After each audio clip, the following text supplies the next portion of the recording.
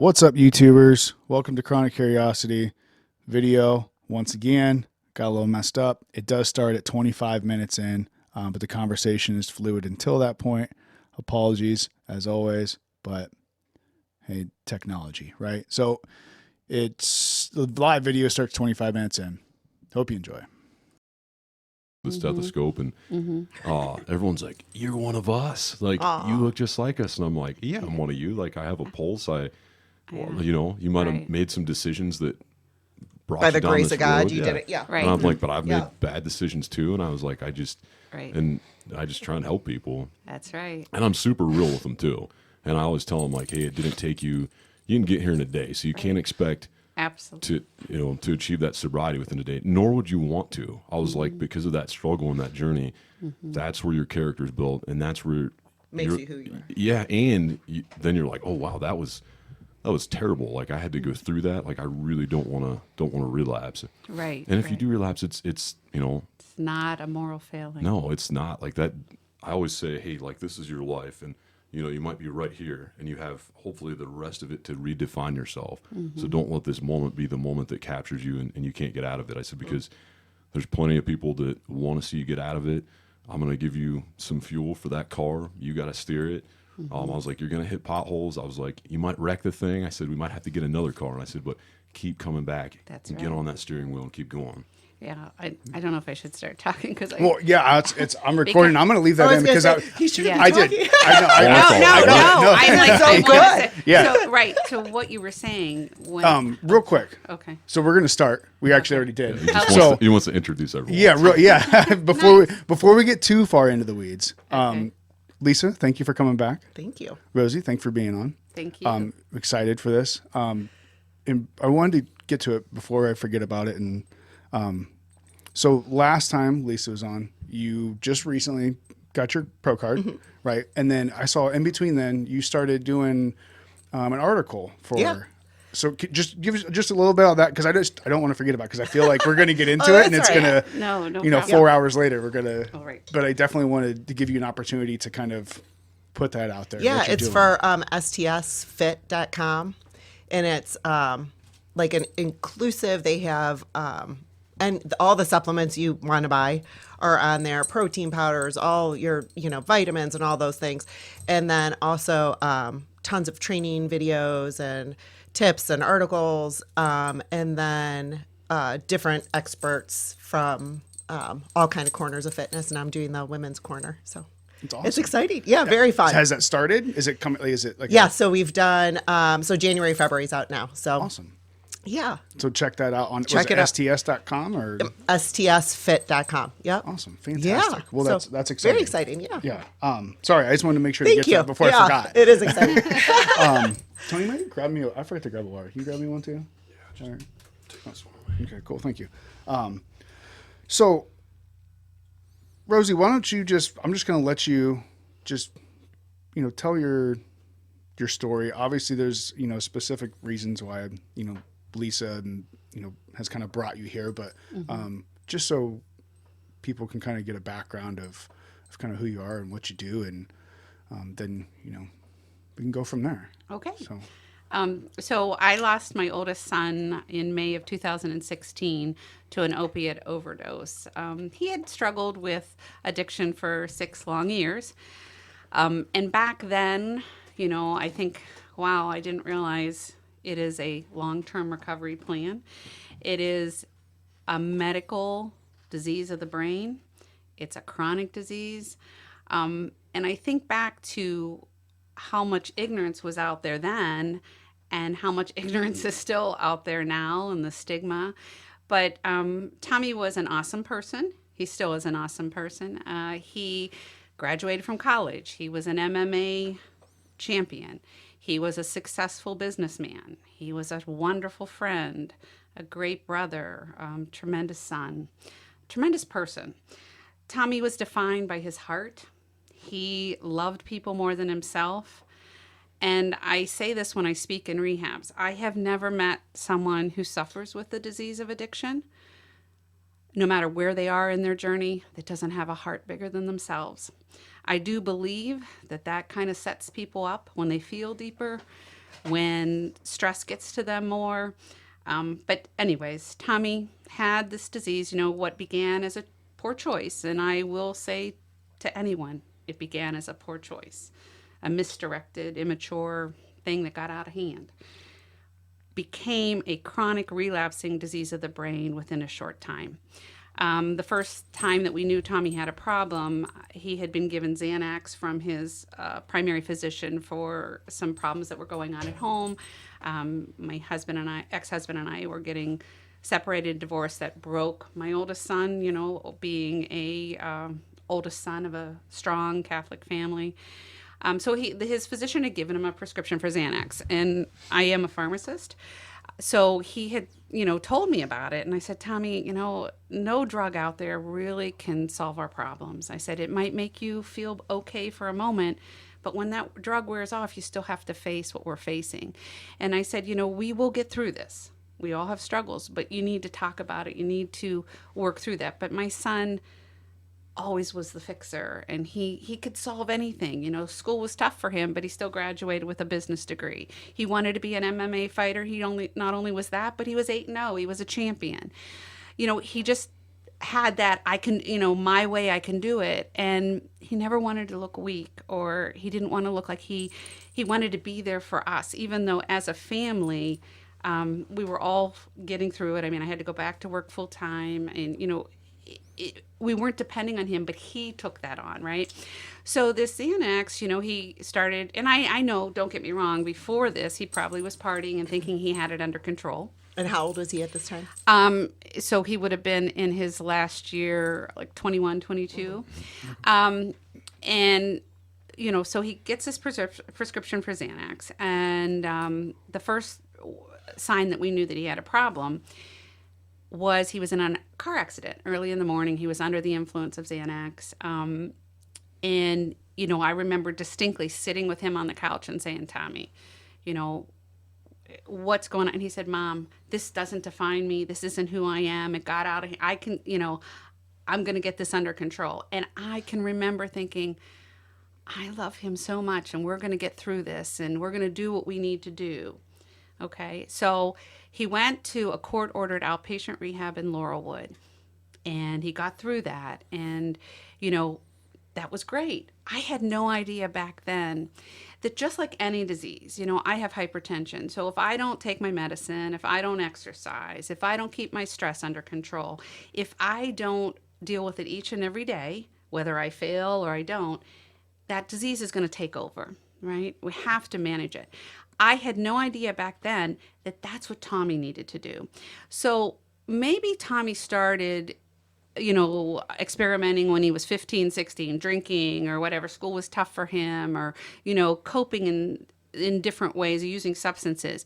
At that moment, Tommy's actual maturity of his brain is going to halt. Because now we're not learning coping skills. We're not learning how to deal with different things, right? We're self-medicating, and we are numbing it. If we, have a great soccer season and we're all out, drinking, and it's the greatest thing, and we're celebrating, that's our happiness. If I don't do so good on a test and I already have this low self-esteem about not doing well in school, I smoke a joint or something like that, then I don't have to feel that.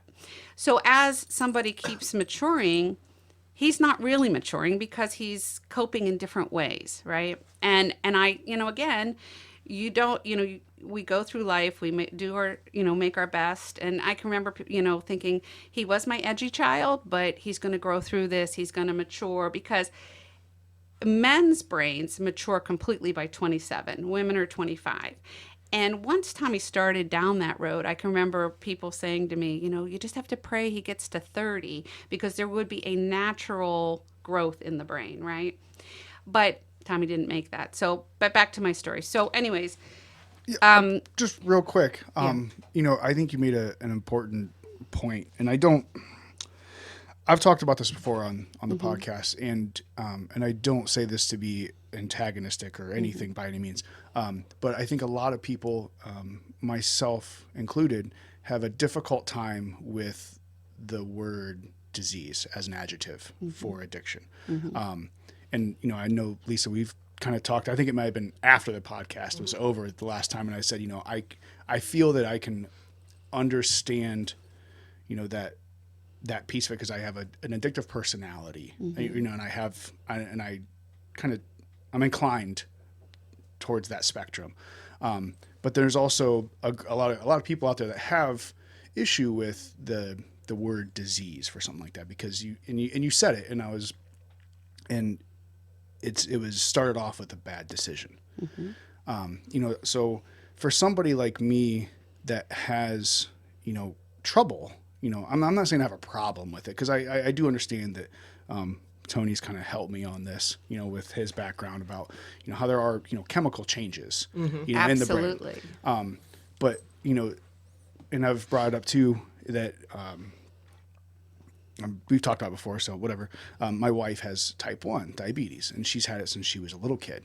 And you look at, the communication of the language that we use. I don't know if it's just a problem that I have, but it's people kind of lose the ideas of what certain words mean, or, different people mean different things, and the communication kind of gets lost there. So, for somebody like me that has that, all right, well, a child that has cancer or something like that didn't choose that. So how do you, have that discussion with those people that, have a struggle with the person that makes those decisions? Obviously they've made the decision, but after that, they're still, like you said, they're still a human being. They still have all of these things, and they still, at this point now, like how do you see that? Okay, so I say this all the time. I get asked this from parents, or people with loved ones. You have to remember, when I say it's a disease, there is damage in the brain. If you started using opiates today, within 3 weeks, you will develop receptors that will drive and direct you. You won't be able to make good decisions. If I stopped, say I was using opiates and I stopped, it's an average of 9 months before that brain circuitry that helps make right decisions, control, all that is back into place. 9 months. What do you normally see with rehabs? You see 4 to 6 weeks, if you can get that. Okay. And then people don't want to hear long-term recovery. I do talks for Case Western Reserve to their Graduate School of Public Health, and the new standard for treatment of addiction is 14 weeks in a rehab, and then 1.5 to 2 years in a supportive environment where there is those people around you. And I really have come to understand the reason being is so that your brain has time to heal. When I talk to parents, or I talk to family, or even when I'm in a rehab and these people are right out of detox and they look at me and no one wants to be addicted, okay? And the stigma that they have to fight to just get the help that they need and to accept themselves where they are at. These people that are sitting there have 2 broken legs, let's say. Oh my goodness, the family would be right there. They would get them into treatment. They would put them in casts. They would slowly recover those legs, right? And if they made a wrong choice and thought, I can go play basketball and that leg gets hurt again, we would not stigmatize them. That was a wrong choice, correct? But we would get them back on the road to get this under control. So it is a disease in the fact that the brokenness, which people cannot see and don't want to see, just like with mental illness, is in the brain. You can't see it, so I can stigmatize, I can judge. It is a disease. What starts as a choice, just like if I started smoking tomorrow and I keep using it as a behavior, I'm stressed, I'm hungry, whatever, I eventually could develop cancer. Right. Okay? And I understand there's a big problem with that, because people think, it was a choice, and now they're still making the choice. They are not making the choice. The disease is directing them. And that's what we have to understand as a society. I was asking Tommy to go run a marathon, and he had those 2 broken legs. There was not enough time to heal it, and it's not fair. And that's where I feel that we as a society are failing these people terribly, and failing those families. You become so beaten down yourself that you think, just get it. What's wrong with you? Tommy wouldn't go to rehab again before he passed, he said, Mom, I know what they're going to tell me. I got this. He detoxed himself. He put himself in a sober living. But the stigma of going back to rehab, and he didn't see it as a positive, right? He ended up overdosing and dying. When I have these people in these rehabs, and after I talk, and their families come up and they'll whisper in my ear, this is their 5th time. God bless them for making it 5 times. It is an average of 8 times in a rehab that a person can get to long-term sobriety and then still needs that recovery living and all that along with it to keep them focused. Rehab and getting help for this is not a negative. It is not. And as we were talking earlier about that journey, right? Yeah. I definitely think I had heard this from someone else, and I use it every time I talk. Your life and my life is just a big puzzle. And when you have the disease of addiction, your puzzle's completely broken, okay? You have one piece left because, God bless you, maybe you got Narcan. Maybe you're still living, okay? That one piece of that puzzle. And you hope and you pray that that person has the support system to get them into a detox and rehab, right? But remember, you're dealing with someone that their brain is fired up, right? And those receptors are telling them, you got this. They're crazy. You don't need this. You're fine. But if you can get them into the detox and you can get them where they're at least a little bit clear, they're not completely clear because how long is it going to take? An average of 9 months. Okay. Get them a little clear and you can say, so now they've done the detox. So now that puzzle piece has 2 pieces connected, right? By the grace of God, you can convince them to stay. And maybe we can get a rehab out of them, right? A course of rehab, 10 weeks, whatever.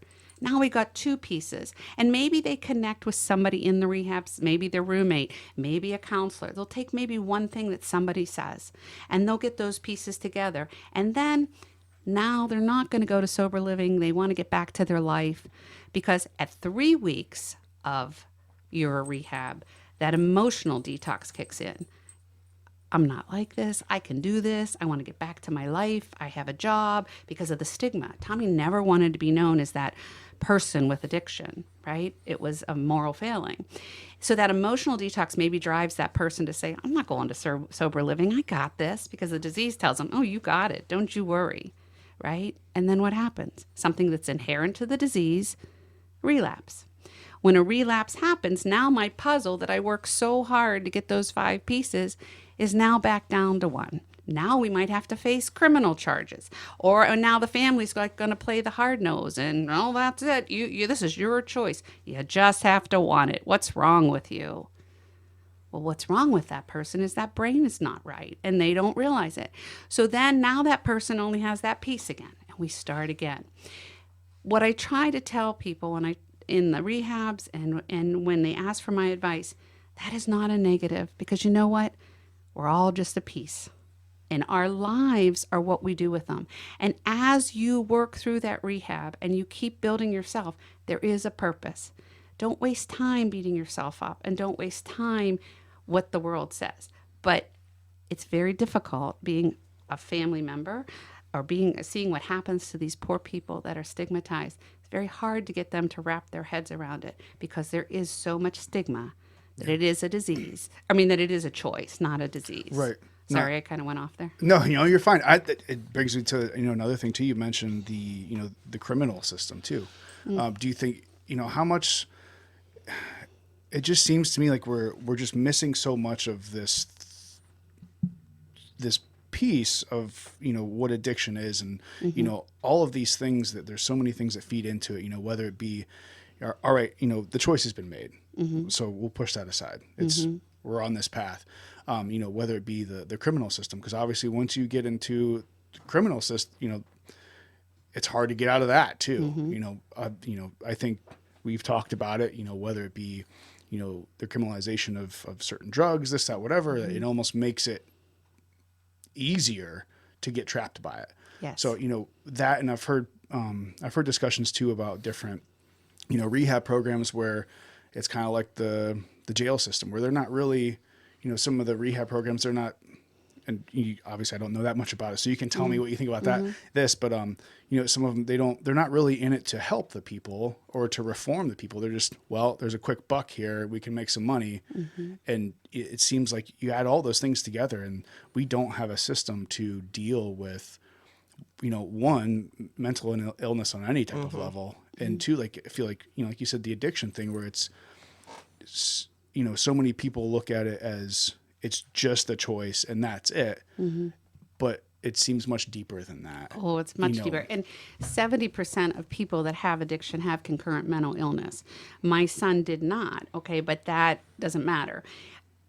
It is, so let's say, you had epilepsy, excuse me, and you wrecked your car because you had a seizure because you weren't taking your meds. What would happen? Would you be thrown in jail? No, you would be dealt with. We would try to get you back, get your meds and get you more in a stable thing. I understand people, when they're a danger and all that, but the judicial system is extremely broken. There are drug courts now that are doing tremendous things, holding them accountable, getting them things, but we have to do more. After he passed, there was a trial, and this would have been back in 2017, of the person who had left my son. Do you want me to tell that story? Yeah, no, Okay. yeah, sorry. Okay. I'm really good at going down like deep rabbit holes before you ever get your story out, so I apologize. Okay, So, so to make a long story short, so when my son passed, he had been in rehabs a couple times, and he was a successful person. He wasn't I think people think, they're all in the gutter. No, this is something that they try to fight, and it doesn't define them. That it does not define them. So anyway, so the last struggle of Tommy's life, he had come home and said, Mom, I can't live like this. I want to get my life back. And I said, well, let's see, let's go to rehab. But even back then, I didn't understand the importance of the puzzle and the rehab and all that. And he's like, no, I'm not, Mom. I know what they're going to tell me, blah, blah, blah. He goes, I am going to get it out of my system. So he spent 10 days detoxing at my house, which if anyone knows about detox of opiates, it's horrendous. But he did it because Tommy was strong. Tommy did not want to be addicted because no one does. So he fought through that, right? And he said, I'm going to go back to the sober house, where I lived before, and I'm going to get this under control. And I'm like, okay, Tommy. So he went back. And so 21 days into his sobriety, after he had been living at the sober house, running the morning meetings, being with the guys and everything, he went to the gym to work out. Well, again, triggers can be anything. And the gym was a trigger for him. And he used Xanax, and then he went right to the next level. And he used to say to me, Mom, when I use one thing, if I mess up and I use one thing, and not to say you can compare it to me and candy, but if I have one piece of chocolate, I just want the next piece. I just, and you can't, I couldn't control it. So, but with addiction, he said, Mom, as soon as I use that one thing, it just go to the next level. You can, this one time, you got this, and he said, I lose it. So why was that his trigger for somebody who was such an elite athlete? You know what? I think that there was maybe some passing of drugs at the gym. You know what I mean? Yeah. And when he was, doing the fighting and stuff like that, I mean, I know there was great parties afterwards and everything. And I'm not saying that has to do with it, but it fed to that. It fed into that. When Tommy was a star and he couldn't handle that. And but people, places, things. Usually you get one and then there's another one. And those are the elements that lead to the triggers. Right. So anyway, so he uses and he's out of, okay, so now he another problem is you can't stay at the sober house. And I get that, this is a community of people working on that. However, where do these people go? Right. And so they sat down, and it was a wonderful place that he stayed at. And they sat down and they talked to him. They had me on the phone, and they're like, Tommy, you need to go back to rehab. But to Tommy, going back to rehab, and when his mind is fired up, I got this, and I could hear it in his voice. And he said, Mom, don't worry, I got this. And I'm like, he goes, I'm going to go stay with some of the guys. I'm going to get this out of my system. And then I'm going to come back here, Mom. Don't worry. Love you, Mom.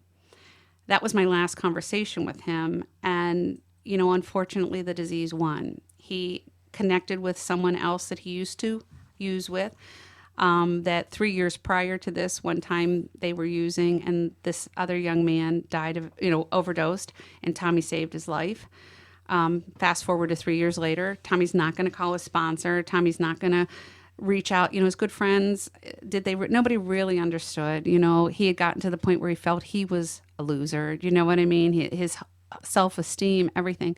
So he calls the guy that he uses with because that's what the disease tells him. And so they party and they get something with fentanyl on it and they both overdose. So when they both overdosed, now as a parent, I will share that all through his addiction, I always had my phone with me because I just never knew. And one thing that Tommy told me, and I will always remember this, he said, "Mom, the disease of addiction does not take me around good people. The disease of addiction takes me around the evil of the world, people that don't really care." And that really bothered my son because he was all about helping other people. And I cry when I think about the women and what they have to go through. Nobody was going to mess with my 6'5", 240 MMA fighter. But, he would say that to me. And it's ironic that how he died was the epitome of evil. So they both overdosed, and Tommy kind of went down a flight of steps because, when you get fentanyl on something, it's like a big black wall comes over you. So I don't hear from my son. I'm at work. I'm looking on my phone because, remember, my phone's always charged. I'm trying to live life, not having it like him, but, as a mother, all you want to do is save your child, you know what I mean? And I really didn't talk a lot about it then. Now I never shut up about addiction, but I didn't talk about it a lot then because I didn't have the energy. So I can't find him and what's going on. And the other young man's mother couldn't reach her son either. So she called her ex-husband to go check on him. He had an apartment in Tremont. So this father goes over to check the apartment. Now it's been like 2 days and I haven't reached Tommy and his phone's not working. So I'm like, is he in the hospital? Because there are only 3 things that will happen with the disease of addiction. You will get help, whether it's the first time, the 8th time, whatever, you'll get back on that track. You will be arrested. Hopefully you can get to a jail that has a rehab program or whatever, or you can go through drug court. Or the last thing is that you're going to die. And that's a tremendous burden that families carry. You live with that every day, right? So this father goes over, unlocks the door, and my son's at the bottom of the steps. He steps over my son to find his son. His son is overdosed on a couch upstairs. He gets one of his buddies to come over, and they take his son down the steps. They walk over my son, put their son in the car, don't call 911, which would have been the smartest thing to do, and they shut the door and lock it. And then they go to the Cleveland Clinic for 36 hours while their son is in ICU, seizing and all that, which, I understand that, but he never called 911. So then 36 hours later, now they go back to the apartment. And by the grace of God, by this point, Tommy had passed. They moved my son's body, dragged him across a gravel parking lot, put him in the passenger side of his car, took his cell phone and his wallet, and parked him outside Tremont Elementary School. The next morning, a mailman found my son. That was pretty evil. Now, even though we're doing this podcast, if God forbid my best friend here stopped breathing, I'd whip these things off and I'd try and help her. Because that's what my soul tells me to do, correct? But that didn't happen. And, one of the things that I'm very, very happy with is that I never really got angry. I immediately turned to my faith. I knew that God had a plan. And if this was the way my son was to finish his life here on earth, then this is the way it was to be. I spent 15 months going down to Cleveland to talk to the prosecutor and the narcotics detective and dealing with this, trying to figure out what had happened to my son and everything. And, this man eventually admitted to it. And, all they kept telling me down at, at the prosecutors, Rose, you have to understand, there is no law that says you have to help someone. And he may not get jail time. And I said, you know what?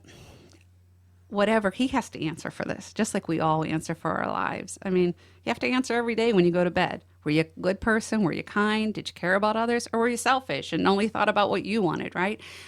I'm not here to decide that for him. However, I said to them, I need to be there so I can talk to that judge, because there was that mother who had been stigmatized for 6 years, and I wanted someone to hear my son's voice. So 15 months go by, we have the court date, and the narcotics detective was so adamant about being there. And he had never met Tommy, but through his interview processes and he goes, he was a wonderful young man.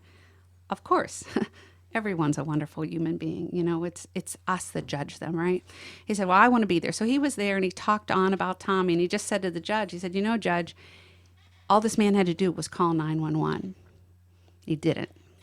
Then the prosecutor talked, and then they had said the mother would like to talk. So I have this huge picture of Tommy that I take with me every time I talk, and that was probably the first time I took it anywhere. It's awkward and it's big and he's so handsome, but it reminds me of him, right? So I get up there, and the judge is like, yes, and I said, sir, I said, you need to do something for me. And he took his glasses off, and I'm always intimidated by court. It don't look good in black and white or orange, but I always think I'm going to overstep my bounds, right? And I said, sir, you're going to need to do something for me. And he said, yes. And I said, the next time somebody comes in your courtroom that is one of these people that is higher up on this drug chain of operations, and back then you could buy a brick of fentanyl for $3,000 on the computer, and then you could disperse it amongst 10 gangs in Cleveland and make millions, right? So back then, that's what was available. So again, this was 2017. I said, the next time that person that can orchestrate that and comes in front of you, you need to put them away and punish them for what they're doing, because that is killing a generation. But sir, the next time someone comes through here like my son, who is a person trying to get to recovery and stay there, and maybe has messed up once or twice, or what, it doesn't define him. But that person needs to be offered, and back then there weren't drug courts, now there are, right? Rehab and help. When we put them in jail, all we do is it continues the process. We throw them away. It just makes them feel worse. That doesn't get them the help that they need. And I said, please offer them help and let them begin to get their lives turned around.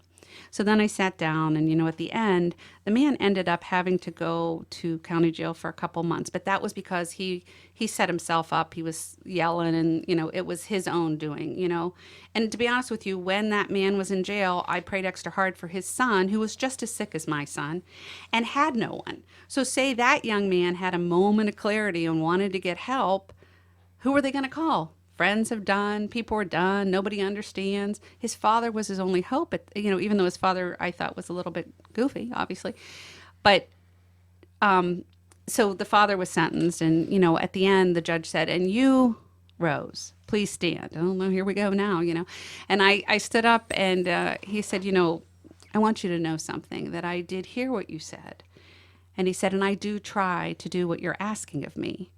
He said, however, that same person will come in front of me 2 months later. And only by, I guess, the grace of God, I had the words to say.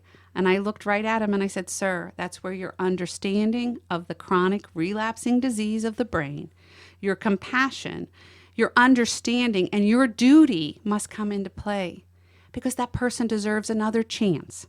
This is not a moral failing. This is someone who is suffering. And he said, thank you. And, as hard as that was, I was grateful to be able to do that. But so that was the worst part of losing my son. But whenever I talk, and so I'm talking now, I will always tell what happened the day that he died. So I would like to share that story. So for 3 days now, I have this phone charged, always on me, nervous wreck, don't know what to do, but I'm praying because my faith has sustained me.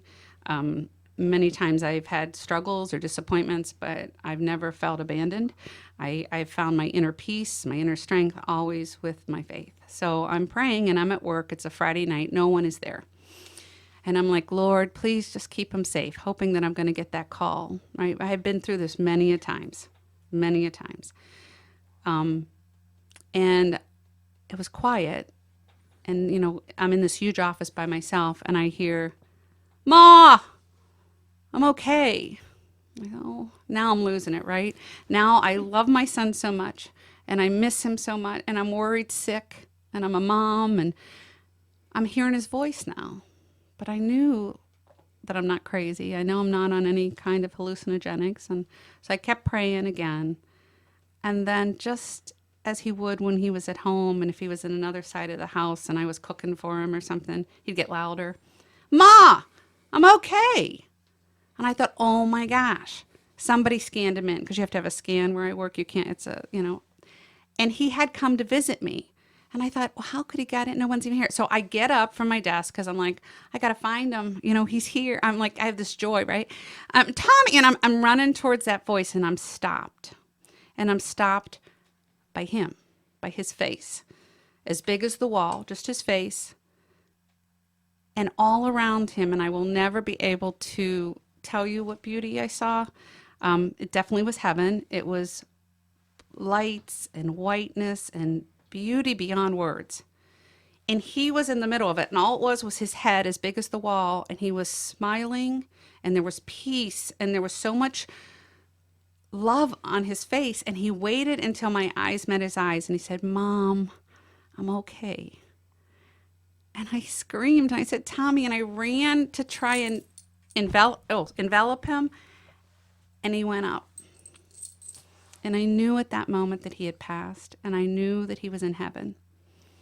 I cannot tell you how grateful I am for that for two reasons. One, Tommy's faith and his ability to keep trying because he knew he was worth it and he was loved, which we all want. I don't care if you're 6, you're 16, you're 50, you're 80. Everybody wants to be accepted for who they are, no matter what struggles they have. But his faith maintained his strength, and I'm so grateful for that. And it was such a joy. And I know people say all the time, how come you got that? And, I don't know why. And I suppose there are people out there that think I'm a little crazy and they don't believe me, but I know what I know. And I feel so blessed. But I feel blessed because I know that I can share that story. And anytime I talk, I do share that story because I think we all need miracles. We all need to know that there is a purpose, right? But the second thing that I'm grateful for was I was able to see my son so happy, so loved, my Tommy. That disease had taken that from him. And it had been 6 long years that I didn't see that. So now I know he's good. And, yes, I miss him, but it really taught me that everyone's life has a purpose. I am still trying to figure out what my purpose is, but we have to keep trying. But that moment changed my life forever. And that's why I continue to do what I do, because nobody heard Tommy's voice. But through me, they can hear Tommy's voice. And every time I meet someone, and I have met thousands of people in recovery or in different form, or counselors, they need a voice. They deserve a voice. And so most of my journey since then has been to fight the stigma. So I just wanted to get that out there. No, it was fantastic. You know what? And I'll be the last person that's going to call you crazy. I think there's a lot of things in this world that we don't understand. Whatever it may be. I think that, I've said it a ton of times that, the experts on whatever it is have always been wrong because they were just the experts at that time until we learn more. That's a pretty mind-blowing story with that whole scenario. But kind of going back to the meeting with the judge and, the repercussions on, maybe the people that are actually creating the issue and not the people that are affected by it. I understand that. I think most people would agree that if somebody does something that, severely affects another person's life, whether it be their safety or their health. And, Mm-hmm. there's certain things that we can't get around, what, that we should be accountable for. But I am totally agreeing with you that, just because this person is, doing something that we see as a negative thing as a society, whether it be drug use, addiction, why are we punishing somebody that gets caught in that loop? It doesn't solve the problem. It doesn't solve the problem. It doesn't make any sense. And like we've, mentioned earlier, putting them into the criminal justice system isn't going to help them out at all. Do you think there's any way we can, kind of change, along with the stigma and, is there anything specific that you've been doing or any, like, how do you think we can change that and kind of reroute how we deal with those issues? So I want to share a story. Lisa, Lisa and I both know this one person, and then I want to go back to that because absolutely. That's education part. That's the understanding. And as much as I talk in rehabs, I welcome any time I can go into a community and talk and explain, because they somehow listen to me a little bit better, maybe because I don't have that look, or they don't expect me to be a mother of someone, because I'm a pharmacist. I don't know. But until we as a society are educated and not ignorant and start really realizing what we're dealing with, we're not going to win. I mean, I have been at conferences where they have all these opportunities and, different, organizations and everything like that. And they're all great and they're all doing wonderful things. But then, I got up to talk and I had to say, until the stigma is addressed, we're not going to get anywhere. We're not, you can see it in people's face, not my child, not my loved one. I don't want to. Yet 1 out of 3 people are touched by the disease of addiction. So it's when I'm in a community, I know there are people sitting there that have it, but they don't want to talk about it, and that is such a problem, because if the sooner you get someone into some type of rehab, some type of heal, the better off we are. The more damage, the longer it goes on. They had told me at university hospitals that Tommy wasn't a day-to-day user, but it was like up and down. But the level of the opiates that he had used would require his brain 2 years of complete sobriety to get a chance, to have a chance. Well, again, 2 years. My son, after one thing of rehab, I got this, because he was embarrassed, and I also didn't have that understanding. But the story I want to tell you about is Lisa and I had gone to a sober living house in Niles for women. And, they have their own journey with the women, children, a lot of times they're prostituted. There are many problems. And it breaks my heart, because I remember Tommy saying, this disease doesn't take you around good people. It takes you around the evilness. And 2 things. I had been, when I go to the rehabs, a lot of times we'll talk with the counselors. And I have a friend that works at one of them that's the intake person, and Lisa and I were talking to him one day and, asked about the female type thing and how that works. And he says, we see it over and over again. There's actual, they'll start using and then they go to something heavier and then they have to get the drugs. And sometimes the gangs will have them raped so that they're so traumatized that they never want to come off of the drug. They're going to continue to use. And that's huge trauma that would need to be worked through, right? But they never get the chance. And, they'll come to rehabs, they'll get them through the detox, and then as soon as their brain starts thinking clearly, it comes back and they got to use and they leave, and it's just a revolving door. But anyways, we had gone to this sober living in Niles, and the house manager there was someone who had an addiction problem and had a daughter who had an addiction problem, and she had turned her life around. She was working at her sobriety. She, I think, had maybe a year sober. She was the manager at the sober house, and her daughter was still using, and her daughter overdosed.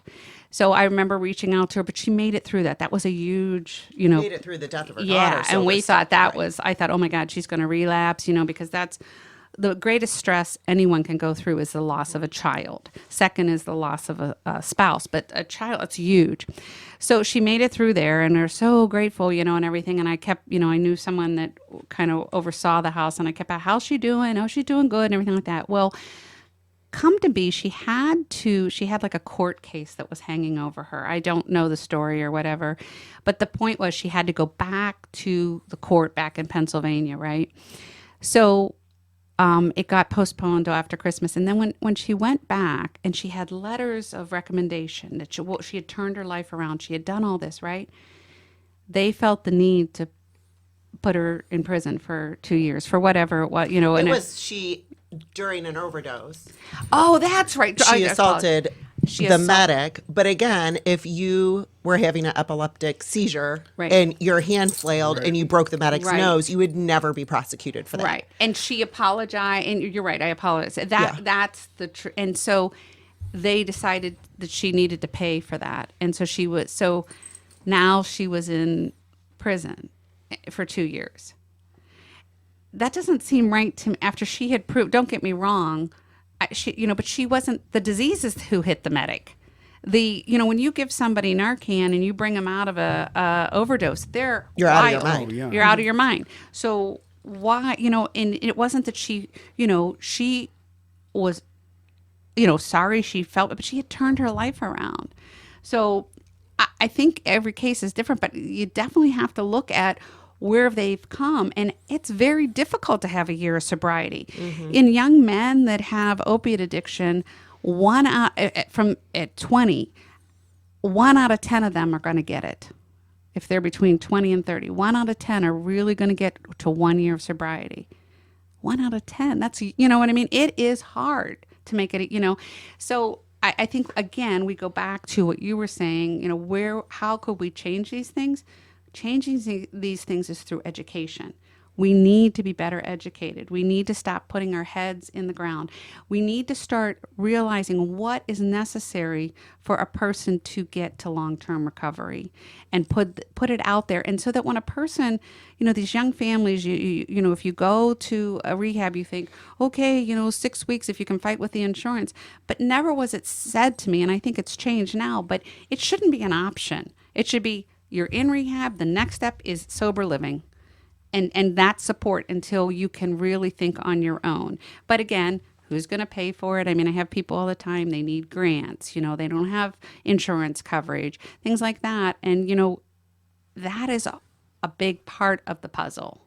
What do you think it's all tied into? I mean, going back to the criminal justice system, like the prisons that are run, putting it, that lady in jail for, if that's what happened, it kind of all ties into. I was listening to a conversation between with a UFC referee, and kind of the same thing where he said, when these fighters get knocked out, I just listened to it. Yeah. yeah, when they come You to, better get out of the way. Yeah, Yeah, like 'cause- we have to make sure that when they come to that, we're safe, because they're going to come back and they're going to come back swinging because they just Right. come out of nowhere. Like, so, for something like that to happen, to be put in jail for that, like, and all the money that the criminal justice system makes. So why, Right. what do we have to do to kind of divert some of that cash from just throwing people in prison because people make money doing it to, actual rehabilitation, centers and, pathways and, I don't know, Tony, how do, I've never really asked you this before. How do people find you and what you do, and how does that work? Because it depends. Like, it might be through referral. It might be, a lot of them are referrals from other patients. Actually, they're like, man, this place they're pretty cool. They actually care. I'm the medical director of a jail too, and so I'm working on something with our parent company and the jail to hopefully initiate something inside so that they're stabilized, and then when they come out, they can just walk right into a clinic. What jail is that? Oh, the Wayne County Jail. Okay, so I don't know if you know Ted St. John. I know at Portage County Jail they have a program called Inside Out. Okay. Which is that whole idea. That would be interesting to talk to him. So I got to get a lot of people on board, but I pitched this idea last week to one of the head corporate guys, and he loved it, and they had already looked at that area. At a treatment center down there, and so he's like, it would be interesting to kind of talk to the captain and see what they think, and with me already being in the jail and working on the outside too, it'd be a pretty seamless transition. excellent, excellent. That's definitely an area that we need, to work with. Because they come out, and if they don't have, you're back to, So your patients are coming not from in, they're just as outpatients the entire time? Some of them could come from, I mean, it's a, I don't know, a farrago, a hodgepodge, or whatever you want to call it, of just different sources where they come to us. So, but yeah, I don't know if that answers your question. It's not just one main pipeline. Like it's just it's a bunch of different. Right. And it's interesting, all through Tommy's journey and even Yeah. now, I was told by everybody that I would ask that everyone's journey is different. Yeah. There was one guy at the sober house that, he had been to rehab and then he was doing really good. And then he relapsed and he was too embarrassed to tell his parents. So he went and lived in his car through 3 months of the winter. I don't know how he survived. But after that 3 months, he decided, I'm going to get some help. And he did. And, he's been good ever since. Some people, it's, 3 times, and it's very unique to the person and what, like I kept saying, when is he going to hit rock bottom? Because full well knowing the 3 outcomes. And I did not want to lose my son. I had people even say to me, well, Tommy just wants to kill himself. Well, no, that's not true. Because if my son wanted to kill himself, why would he put himself through detox over and over again and do the things that he did to try and keep his life on track? So it's just, everybody is so different. But I do believe that you have to keep offering them more help, keep offering them, pathways. And when you asked me before how we could change the judicial system, I believe it's a person at a time too. I do crisis intervention training for Portage County, and I understand. They'll look at me and they'll say, Rosie, what do I do? You know what I mean? They're not equipped, just like they're not equipped to come in for somebody who's having a psychotic episode. There are some counties that have, and correct me if I'm wrong, have intervention teams. Yeah. That if it is a psychotic episode or it's a person that has addiction, and they go, because the police officer is just trying to make sure everybody's safe. But as a family, if they come in and they say, well, your son they help you, you can press charges, but clearly that's not helping. I never would have done that, and I know many families wouldn't have done it, because then you're dealing with criminal charges, and that's a whole nother gamut. Right. And I think it's important too, at the same time, to I think we've heard a lot of talk about social workers being part of the emergency system and everything else. I think it's a great idea. I also think it's important to have police officers with them if they need to be kept safe. But then at the same time, like you said, like, just because the police officer is there doesn't mean that they should be arresting everybody all the time. Right. So I think there's something in not only the intervention team, but the follow-up. Right. So say they come and that person, they Narcan that person and they're, but they get them stable or whatever. It's that help that you need 3 days later when the family still doesn't know what to do. When that person maybe is a little clearer and maybe we can talk to them about going to rehab. But again, everything goes back to the stigma. If it's stigmatized, going back to rehab, or if it's hard, you just get beaten down. This is how you end up. I don't have half the courage and the strength that these people have that are fighting for their lives.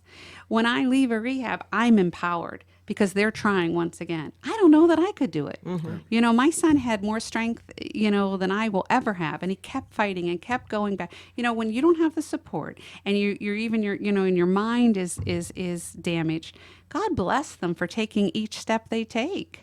Yeah. They should be celebrated. I often say when I'm in the rehabs, I said, we're not going to sit here and beat ourselves up. We're going to be celebrated that we're doing something, and you're taking another step, Can you talk about, like, if you go to the emergency room and you get methadone, how they won't then intake you somewhere? Oh, so I had somebody call me once, and their son had a opiate heroin addiction, and she had been living with it, trying to get him help, but he didn't want help, and it's horrendous stress, and if your child had cancer, there'd be all kinds of ways to get him help, all kinds of support, but when you're dealing with addiction, nobody understands it, and it's a horrific thing to watch your child suffer and know that they're kept captive by something that they can't control themselves. I mean, when they're screaming and hollering, that's not your loved one. That's the disease, and I tell people all the time, you have to learn to keep that separated. The disease is causing your child to do things, whether it's steal money or yell or scream at you or whatever. It's not your child. Your child is in there somewhere, your loved one. But anyway, so this person, took her son to a Cleveland Clinic facility and was in the emergency room, and they gave him methadone to detox, and so they were going to be letting him out, but she was responsible for trying to find where he was going to go for rehab. So when she called, as soon as she said methadone, they're like, "Oh, we can't take him for 7 days." And she's like calling me crying, like, what am I going to do? Because now, mind you, they're going to send him home. That methadone, he's going to be coming off of that, which is horrific. Yeah. And she's got to control this. She's one woman by herself. And I didn't, that was just craziness to me. Why would they do that knowing, when the optimum thing would be get him into the, overdosed, not overdose, but get him into detox, get him stable, and then get him right into a facility, right? And so by the grace of God, she brought him home, and I think he had some Suboxone or something, and she gave him a little bit of that or whatever to just keep him at bay, and then he was able to go to rehab. But again, a fault of the system. Like, we need to be better at this, as far as I'm concerned. And why is the parent responsible? Right. She has no medical background. And to be honest with you, I've watched people you can't control someone that their brain is fired up. And what are you going to do? And then what's going to happen? Those receptors are going to tell her son, go, you to survive. Right. And Tommy used to say to me, Mom, people don't understand that once those receptors set up, you're not using to get high. It is that primal force to survive. Mm-hmm. It's telling you have to do whatever. There was a young man that I knew that I had met him in recovery, and he had been high, using, and the police pulled him over, and, he was like out of his mind, and he got in his car, he got in the police car, and he drove over the police officer. Now, he wasn't in his right mind. It was like he just had to get it was like, get it, you got to get out. You got to survive. It's just when your brain doesn't work, you can't make correct decisions. Right. And it's difficult too, because a lot of people see that, and that's all they see is they see the story of some, addict running over, police officers. Mm-hmm. But it just seems like we're missing so many pieces, from point A to point, Z or whatever it might be, we're missing that. All right, they have an issue leaving the hospital, but they can't get into the, a rehab center until 7 days. Like, well, once again, like you said, it seems like a systemic breakdown of what we got going on, because we're willing to do, A and C, but, we're not going to do B. Well, it doesn't make sense. You know what I mean? Like, if we're going to do it, like, let's do it and figure out how to, especially since we have so many other systemic issues that, the judicial system that ties up into it. Like, I just... I guess I keep going back to what do we do?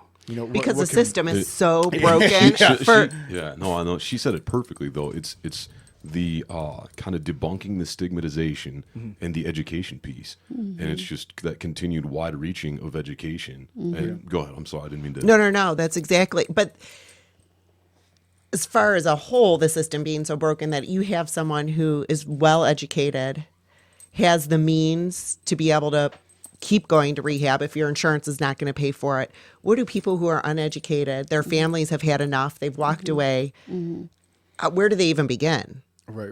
Well, the thing too, sorry, go ahead. No, they're just up against a wall. So where do you even begin? Right. Or they've grown up in a family of addiction. Yeah. I knew one guy that his mom was an opiate heroin addict. They're the same thing. It's the same chemical. He was only like 13, and she was sharing with him. So imagine this young, immature brain being exposed to that. And the longer you're exposed to, the more damage, the more your whole pathways are so, it's going to take years, right? It is overwhelming, but it is something that needs to be addressed because we're not handling it correctly. We have to. And I think the more we talk about it, the more we embrace it, and it is what it is, and get rid of that stigma, the further we'll go, with helping people. I have taught a class at my parish, and it's, 8th graders, right? It's their confirmation class. And, the first class, I used to always hand out a piece of paper, and I'd say, write down what makes you happy. Now, these kids are all coming from good houses, all this stuff. Really had a hard time, because when you have everything and when you fill yourselves up, you can't, how do you find happiness, right? And what are we creating but that society of me, fill myself up, and like someone would write, well, I get another Xbox game. I said, okay, so we get that Xbox game. How long are you happy for? Well, maybe a week, right? Because we're constantly trying to, get that happiness, but not by giving of ourselves. And that is the problem with society, if you ask me, because especially you'll see it with the disease of addiction. For us to get anywhere, if I meet somebody that has the disease of addiction, I have to give of myself. I have to stop judging. I have to meet that person where he's at, or her, and accept them and let them know that they matter right there. I think that's a big piece just in general that we're missing from society as a whole. That, regardless of it, whether it be addiction or this, that, whatever, there's so much contention just in, I don't know if it's isolation, that we're not just being honest with each other, and if you're not being honest, like a lot of people, we've had this discussion before, if you're not being honest with yourself, right, to start off with, you're not going to be honest with other people around you. Right. And you have to know that you're worthy of yourself. Yeah. Yeah. And a lot of times when I talk to families, and you'll see it in their face, not my child. And here's the question I'll get. They'll come up after they hear me talk because, oh my, it happened to your family. It could happen to mine, right? And they'll say, what do I do? How do I make sure my kids don't, and then maybe their kids are only like 7th, 8th grade or whatever. And, they're all worked up and everything because it's something they can't control. Right. And I'll say to them, you always heard, say no to drugs, tell your kids no. These kids, Tommy was at all those talks. They all heard that. I said, let's try something different. I said, when you go home tonight, ask your child how they're doing. Meet them where they're at. Instead of saying, why didn't you get an A? Say, what's going on? I said, they just want to be heard. And that, because that doesn't happen, that leads to kids self-medicating. That leads to them finding other ways to be happy because they're not really worth it. Do you know what I mean? So we need those ways to make us happy. The more, keep filling ourselves. I really think that it goes way back to that breakdown of not loving people right where they're at. And especially parents, need to do that with their children, so that they can talk to them. You know what I mean? And listening. Don't we all, everybody wants someone to listen to them. Everybody wants to be affirmed, no matter where you're at, and that's where, if you start listening and affirming people, then that person then starts to understand they're worthy of love. And when I'm in the rehabs and I look at them and I'll say, you are worth it. You do deserve a chance. Your life is a gift, right? And if you have fallen, so you've fallen. You're here today. And then I'll ask them, do something for yourself. Help the person next to you. And when you help that person next to you, that empowers your soul. And your soul is worth it. And that self-worth is what is important in any aspect, but especially with disease, they have to somehow wrap our heads around giving and fostering that in people. That being said, though, you did all those things, and still Tommy led down that path. Tommy didn't lead down that path. His brain was Right. damaged, controlled what was going to happen. Right. And if I look back at it and say, how could I have done things differently? I was not as educated as I am today. Probably why I do what I do. The first time when Tommy, that first accident, I should have hit it harder. We should have gone for the full-blown thing. But I can remember someone saying to me, he's going to need long-term recovery. And even I was like, what are you talking about? He made it through college. He never was going to, and that's when you have to hit it hard. That's when you have to understand. We failed Tommy in the fact that we as a society didn't give him what he needed. If everybody knew that, oh, you have addiction, or you have cancer, you're going to get this protocol treatment, you're going to need this, this, and this. You have addiction, you're going to need 14 weeks in rehab, you're going to need 1.5 to 2 years in sober living, and you're going to need to humble yourself to do what you need to do. That's a big piece of it. Tommy could never humble himself because he had succeeded in so many ways. And they would tell me, Rosie's very complicated. You get people in there that maybe haven't had success. They're going to do it. They're going to they embrace it. They're grateful. Tommy was grateful, but he thought he was bigger than life because he had been that way, right? He was this huge star, blah, blah, blah. He was a male model. He never had, and he didn't want to look weak, right? But that being said, the two things that I see in people that have that long-term recovery are grateful and humble, right? But we as a society, we don't talk about being grateful. We don't talk about being humble. It's all about me. So what would you say to a parent who comes to you who says, I think my child's using, or I know my child is using? What do I do? Okay, so first off, and this is so true, if they admit to using, that's about 1/10 of the story. You know what I mean? There's so much more to it. I didn't realize that either because they're hiding it, and the disease helps them manipulate and helps them hide, right? I would say get them into treatment. Now, that's easier said than done. Once somebody turns 18, you can't make them go into treatment. And I remember talking to an interventionist when Tommy was struggling. He said, Rosie, this is his journey. And, goes back to what they tell you. You didn't cause it. You can't change it. And you can't change it, you didn't cause it, and you can't control it. And that was so true.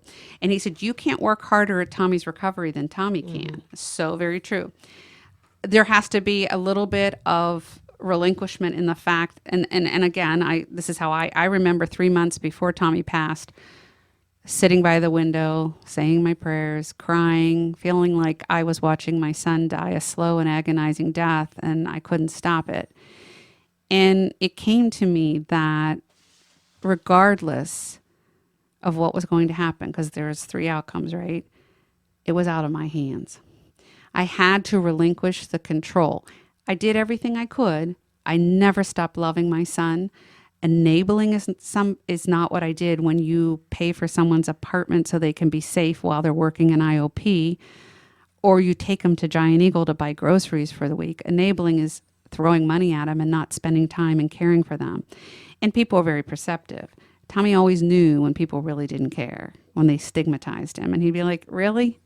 I don't deserve that. And he wouldn't put up with that, But I think as a parent, it is your vocation as a parent to love and raise that child. It's not going to be easy. Get help for yourself. Make sure that you are stable and together and understand, educate yourself. Because when your child maybe has a moment where they're like, you're right, I need help again or whatever, you need to be that calm, loving force that says, and we're going to help you do it. Not, you did it again. And even myself, like when Tommy would have moments of, he'd have sobriety, we'd do so good. And I'd be like, he's going to call somebody. Something's going to trigger something. And how I'm so mad at myself now. Those were moments that could have been mine, right? But I was so worried about the next step. So I tell parents and I tell people with addiction, stay in the moment. Yesterday is gone. Today is the gift. Tomorrow is only a hope.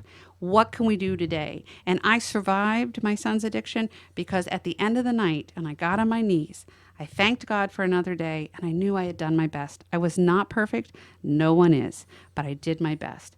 Easier said than done. Those poor families suffer terribly, as much as the person who suffers with addiction.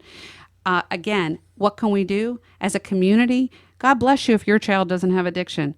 Why not reach out to someone that does and help them some way and let them know they matter? You know what I mean? That's the the opposite of addiction is connection. That goes for the family, for everyone. You want to alienate, things are going to get worse. Connection is what I would say.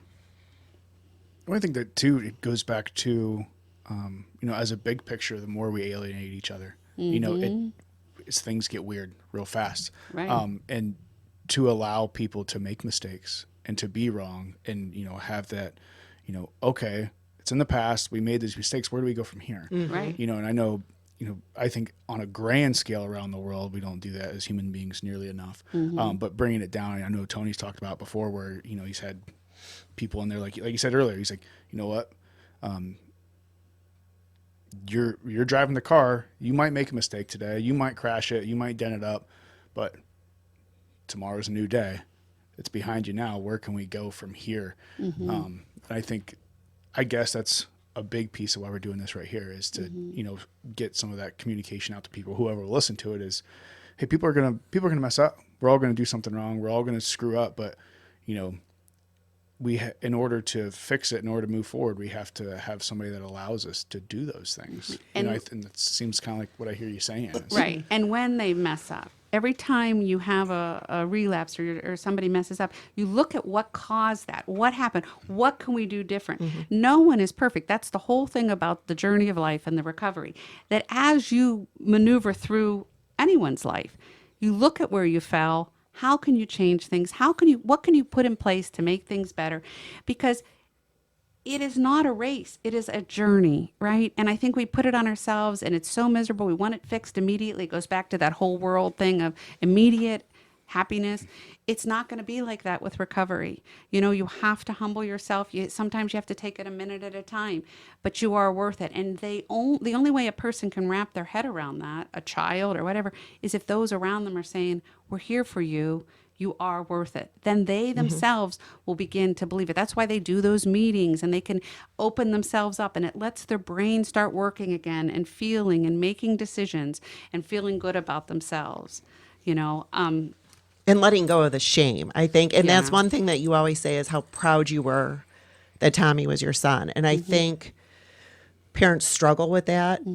And I think when, like you had said, he saw it as a weakness that he would relapse. And how strong you have to be to make it through rehab. Right. And just, all of the inner work that you have to do that many of us will never do who Or are, never. quote, don't have a problem. Right. Right? Well, I think So, when you're in that dark spot, it's like, going back to what we just said, when you're in that dark spot, it's hard to see tomorrow. It's hard Right. to see that there is a tomorrow or a month from now or 6 months from now. It's kind of funny when you're talking about, I was listening to a conversation with, of all people, Dr. Phil. And I was like, I don't know how I started listening to it, but like Dr. Phil gets a lot of, bad name from a lot of different people just for whatever.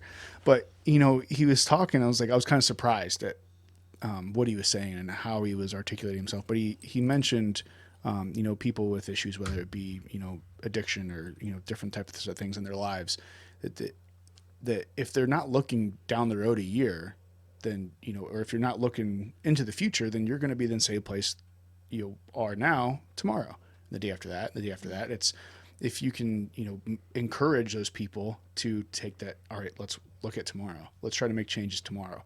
And then the next day and the next day, little tiny, baby steps.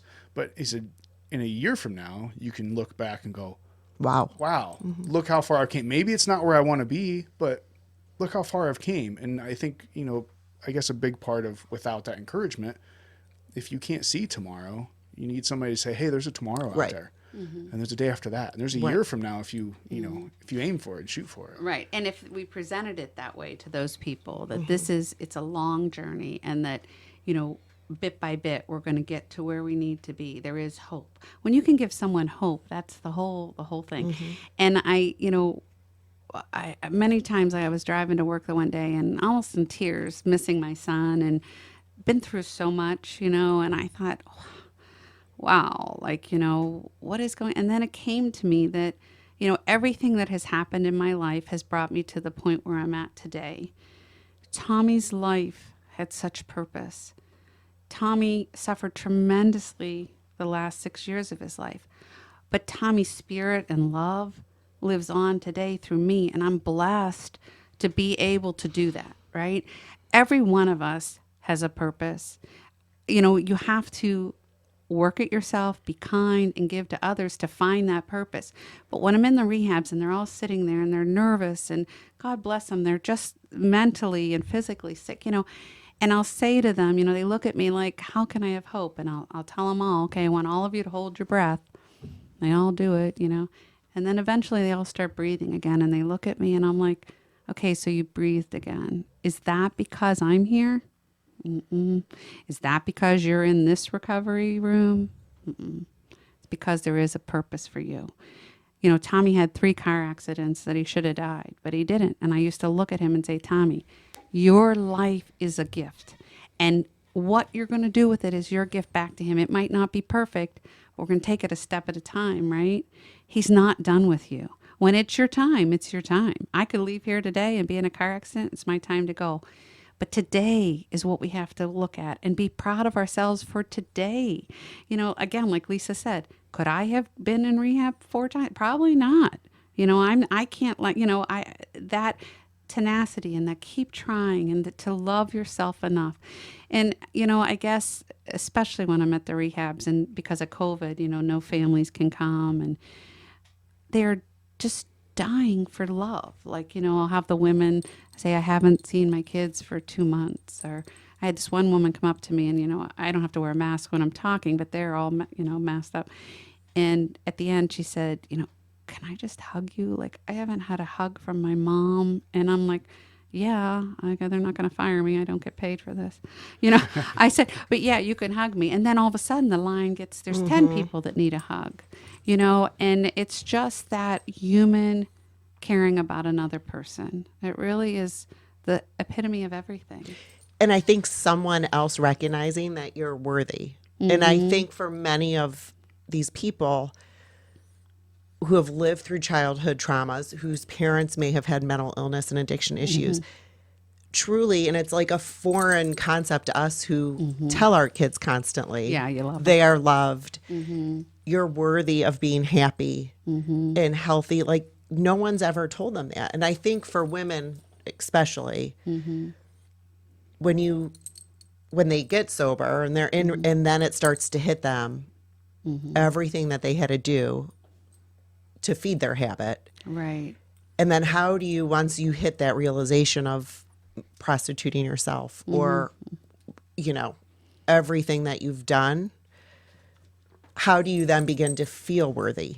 Right. It takes a But lot you of are, time. because that's in the past. Right. It takes a lot of time, a lot of reassurance, a lot of work. Recovery. A lot of work. Recovery is work. And we as a society need to provide for these people so they can do the work. And I You don't know think we recognize what hard work it is No. to get sober and to stay sober. And I have to say one other thing. So I go out to Warren once a month and I bring lunch to the guys in 2 sober houses. And I'm blessed to have friends that go with me, Lisa being one of them.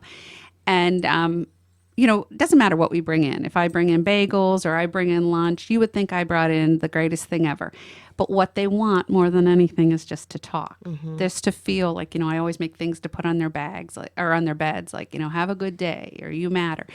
And the one time I went by myself, I had been at a rehab and I went by myself and I just went there in the afternoon and I was sitting there and the one guy had said to me, he goes, Rosie, you came by yourself? And I said, yeah, you know, I didn't, people were busy and I just wanted to make sure you guys had lunch this month. And he said to me, he said, Rosie, it's not the food, you know, he said, it's that caring that you bring. And he said, you never bring anybody to our house that doesn't love us right where we're at. And that's so true. I would never. I have wonderful friends. Hey, I want to cook something, or hey, you know what or they come with me. That to them is so valuable. Do you know what I mean? And I looked at him and I said, of course. I said, because you're you know, you matter. You're worth it, you know? And it's just like I seem like I say it over and over again. And, you know, it doesn't have to be with addiction. It has to be, everyone deserves that. You know what I mean? And where do you find your peace? Where do you find your happiness? By loving others, by meeting people right where they're at, by giving of yourself. And that's pretty much the crux of what they need to do, is to love themselves, know they're worth it. And then so many of them help each other. You know, so many of people that are in recovery, you know, positions are, you know, they're giving back, you know, and it's amazing, you know, it's wonderful to see. And I think a lot of people don't think it could ever happen to them because they have a picture in their mind of what an addict looks like and acts like. And it's far, like if you saw Tommy, you would never in a million years, because he looked like a movie star when he walked into a room.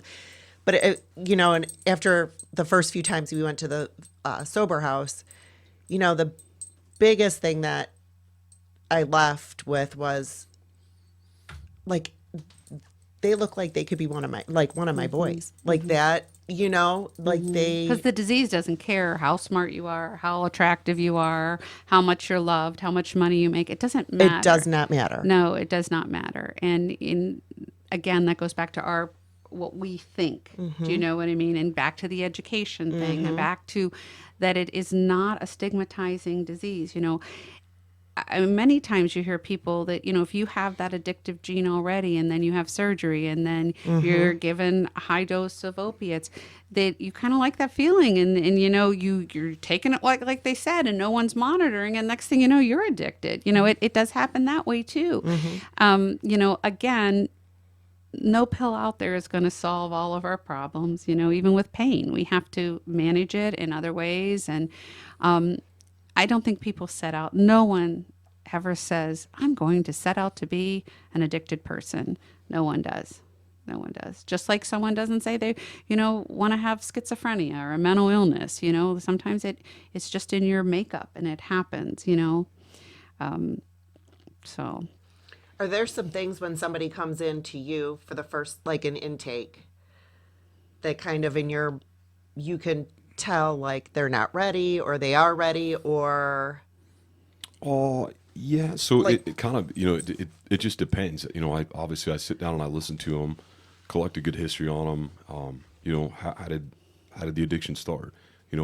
What were some other polysubstances or illicit substances you used at a young age? Is there a family history component of father, mother, kind of collecting all that, and then extrapolating what I can from that information to make the best judgment call. Once they come in to that point, usually they're a pretty good candidate. But I had someone the other day, and I've tried to. One of the big problems is the different analogs in fentanyl, and so I utilize buprenorphine therapy, so the Suboxone and Subutex, and it's trying to get him stabilized without going into precipitated withdrawals, which is, oh my gosh, it's almost trying to figure out each person. There's no formula in it. It's trying to titrate up, and how long can they go? Can you go 30 hours? Can you go 40 hours? And sometimes it takes 72 hours and they're not successful. And so they have to go into some sort of a detox to get them stabilized for 5 days, 7 days, whatever it is. And that's where, sometimes people are like, they're reluctant to do that. And I've got a gentleman that we're about 3 weeks in and he can't get stabilized. And he's using other different illicit substances, and it's having that conversation and recognizing, hey, what we're doing here, it doesn't mean that there's not going to be a point where you can come back and do this, but if I keep trying to do what I'm doing here and it's not successful, it's kind of the definition of craziness. We're going to expect a different result, but we're not changing anything. Right. So it's not to penalize you to kick you out of this program. Like, I'll help you find a detox.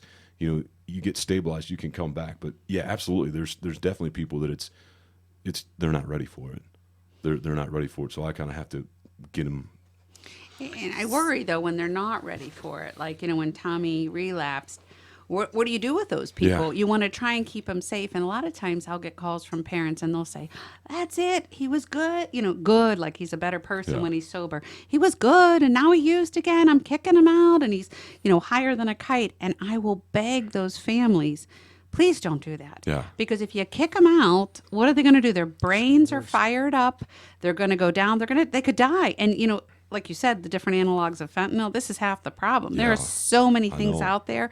And these young kids, they don't know what they're getting. You know what I mean? There's Xanax bars that are actually fentanyl. Oh, yeah. There's so much out there. And these poor kids, they don't know what they're exposing themselves. These are huge drugs. Yeah. And that's so, we do the urinary drug tests all the time, and there's so many times people will be like, I didn't use benzo, or I didn't use cocaine, and I'm like, well, something that you did use that you thought you were using had it in it. And they're like, oh my gosh, or they're like, oh my gosh, that was fentanyl. And I'm like, yeah, there's really not any true heroin anymore, at least around Northeast Ohio. Right I'm like, it's all fentanyl. But kind of it's interesting that you're a pharmacist. So that stigmatization is pretty wide reaching from my experience. And one of the things that I've seen with some of my patients is actually some of the pharmacists will kind of give them a hard time. I'll call the medication in, and they're like, well, it's a day early, like we can't fill it even if I give them permission.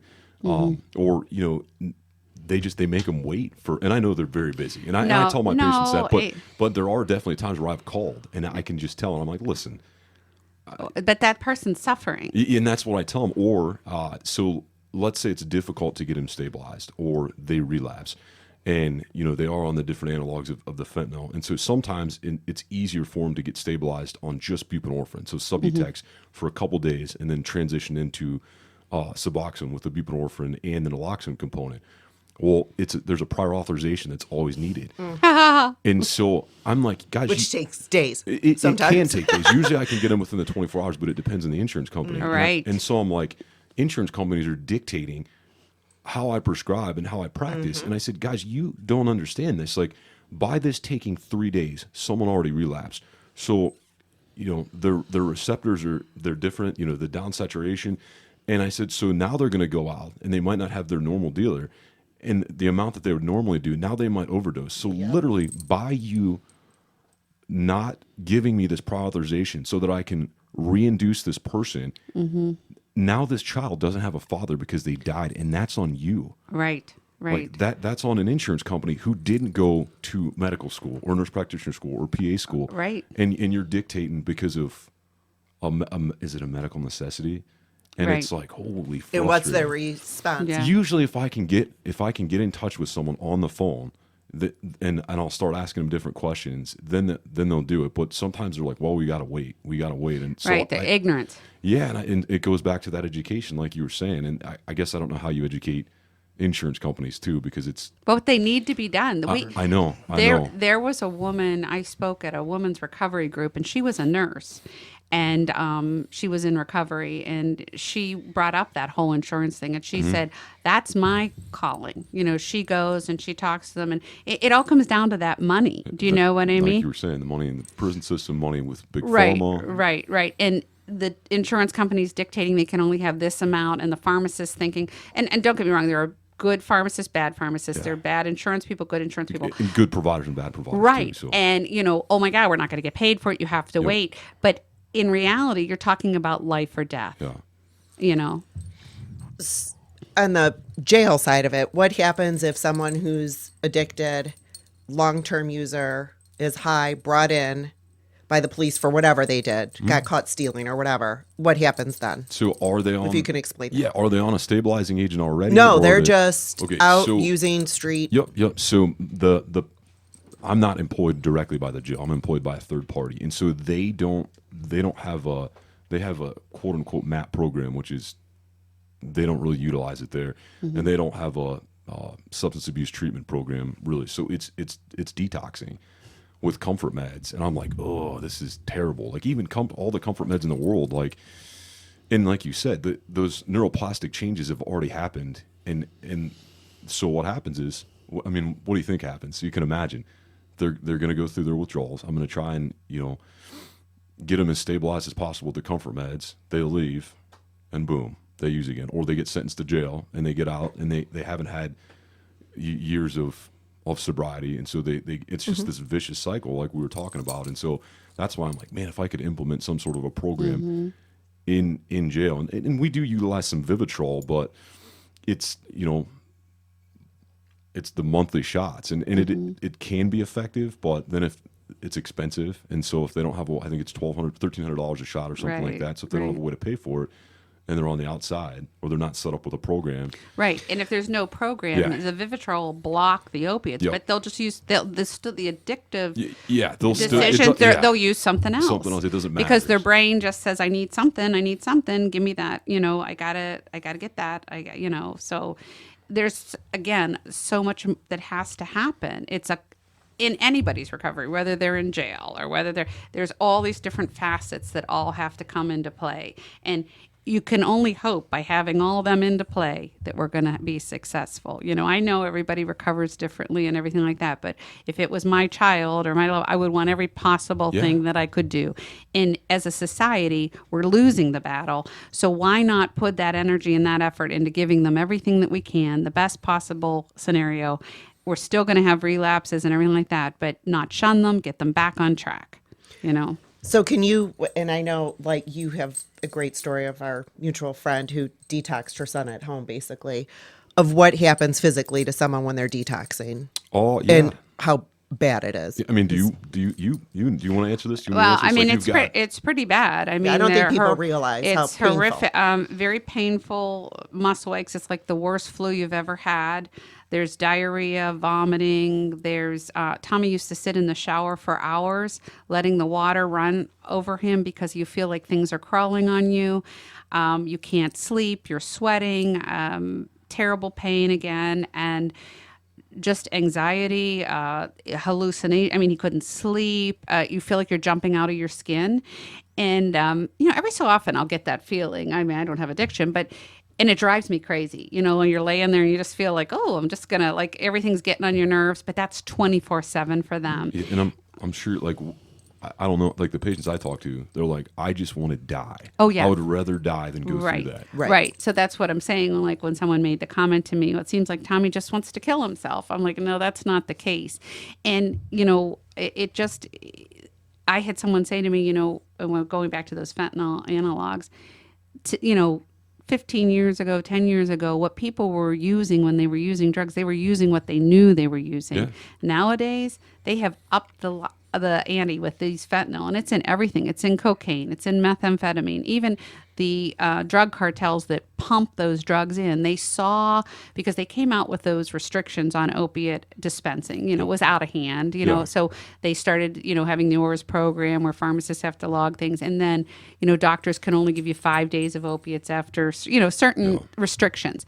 So the drug cartels are very smart, and they saw that, and they upped the amount of methamphetamine they were making and pumped fentanyl in with that. And that, was sent over. So it's sick because it's money. It's money. No, you mentioned that, and there's the viewpoint as well with some people. They think that, legalizing all these things would break down some of those systems.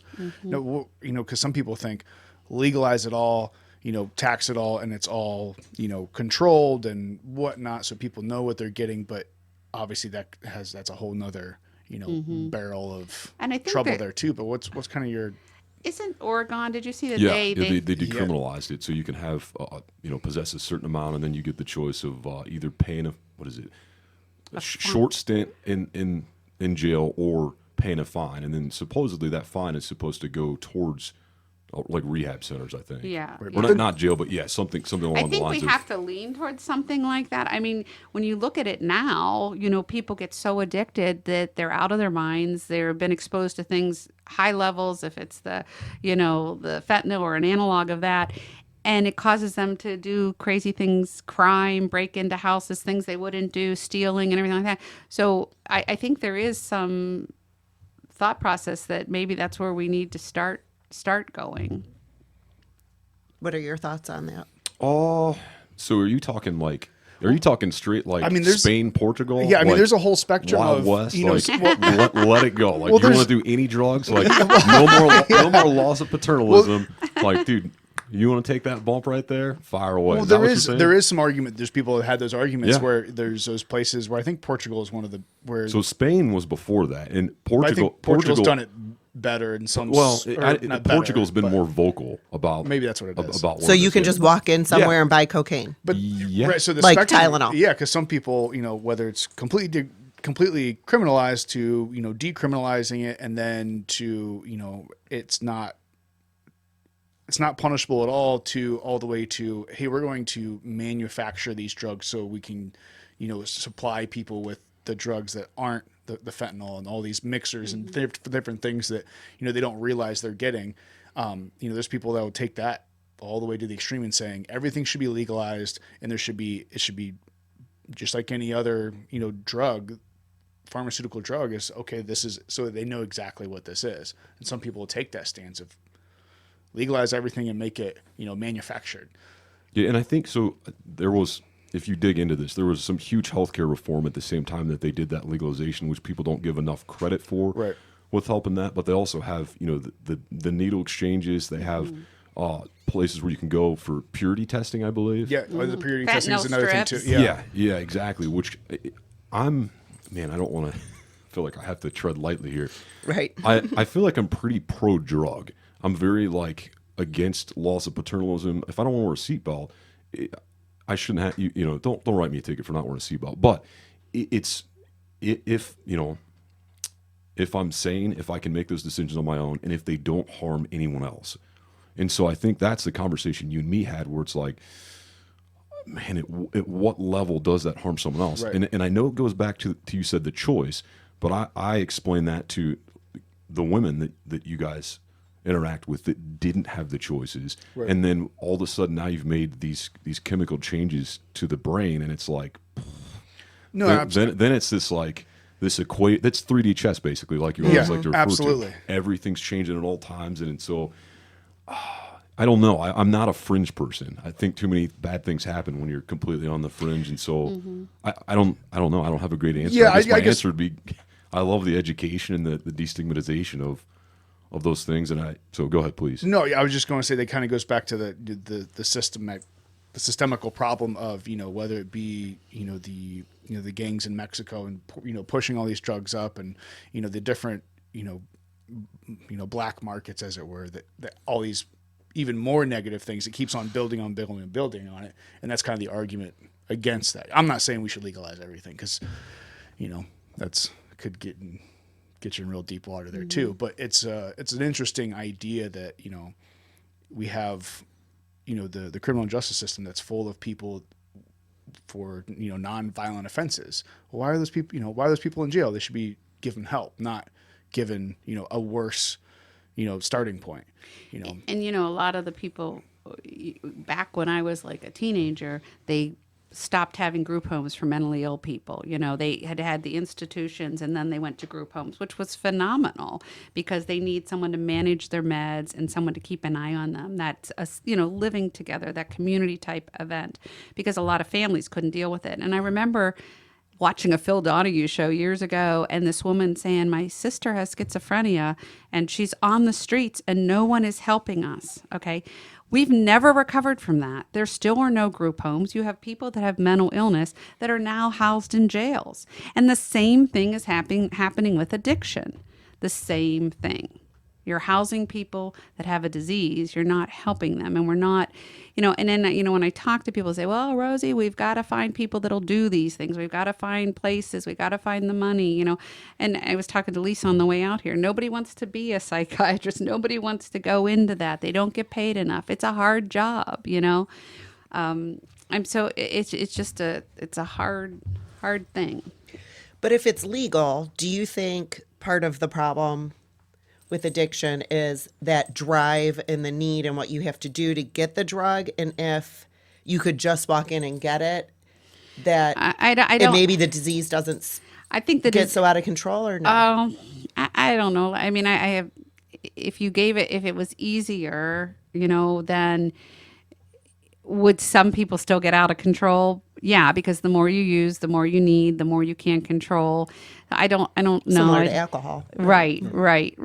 I believe that some of the offenses need to be, you know, the punishment doesn't fit the offense. True. You know what I mean? If somebody is overdosed and then we hit them with, you know, a felony or whatever, now try and go get a job. You know what I mean? And try to pull yourself out of the hole that Right. you've been put into Right. almost at this point. And it is terrible, even for somebody who was successful. And I see that, and it breaks my heart, you know, or, you know, they're on probation. We know of somebody on probation and they just have to test clean, you know, or clean or whatever the heck. It's so ridiculous. And they make it to the day before and they relapse. So now we're going to, you know, it's like the boom. When meanwhile, they should be encouraged that they made it that long, you know, maybe extended a little bit. But it's always such a horrendous, you know, thing. And then it always leads to them doing something like stealing something or something like that. And then it's just a cluster. And we'll spend $35,000 a year for a prisoner. But why can't we use Right. that money and use it for the rehab? money's there. Like, Right. The We're money just is not there. spending it in the right spot. Right. You know? Right. And it's complicated, because I do understand, and people will say, Rose, you know, you talk like that, but a lot of times they don't want the help. Well, that's part of the broken brain, and we have to keep meeting them where they're at and hoping for that moment of clarity when they will. Yeah. And do they? I mean, did they not want the help, or have they not been around someone that they actually didn't feel like they didn't judge them? Right. Well, that stigma is a huge thing. Yeah, I mean, I've my patients. I try and build rapport with them, and so a fun part of building rapport is being able to rock a beard and some longer hair and just coming in cowboy boots, and it makes them feel comfortable. Yeah. And they're like, you're like I was saying, you're one of us, and they're like, and then they just talk to me, and it's crazy the conversations I have, because I genuinely care about what's going on in your life. Like, I Right. want to hear about. I know their kids by name. I know their Right. spouse's name. Like, tell me about something great that happened this week, or tell me about something that wasn't Not great. great that happened this Right. week.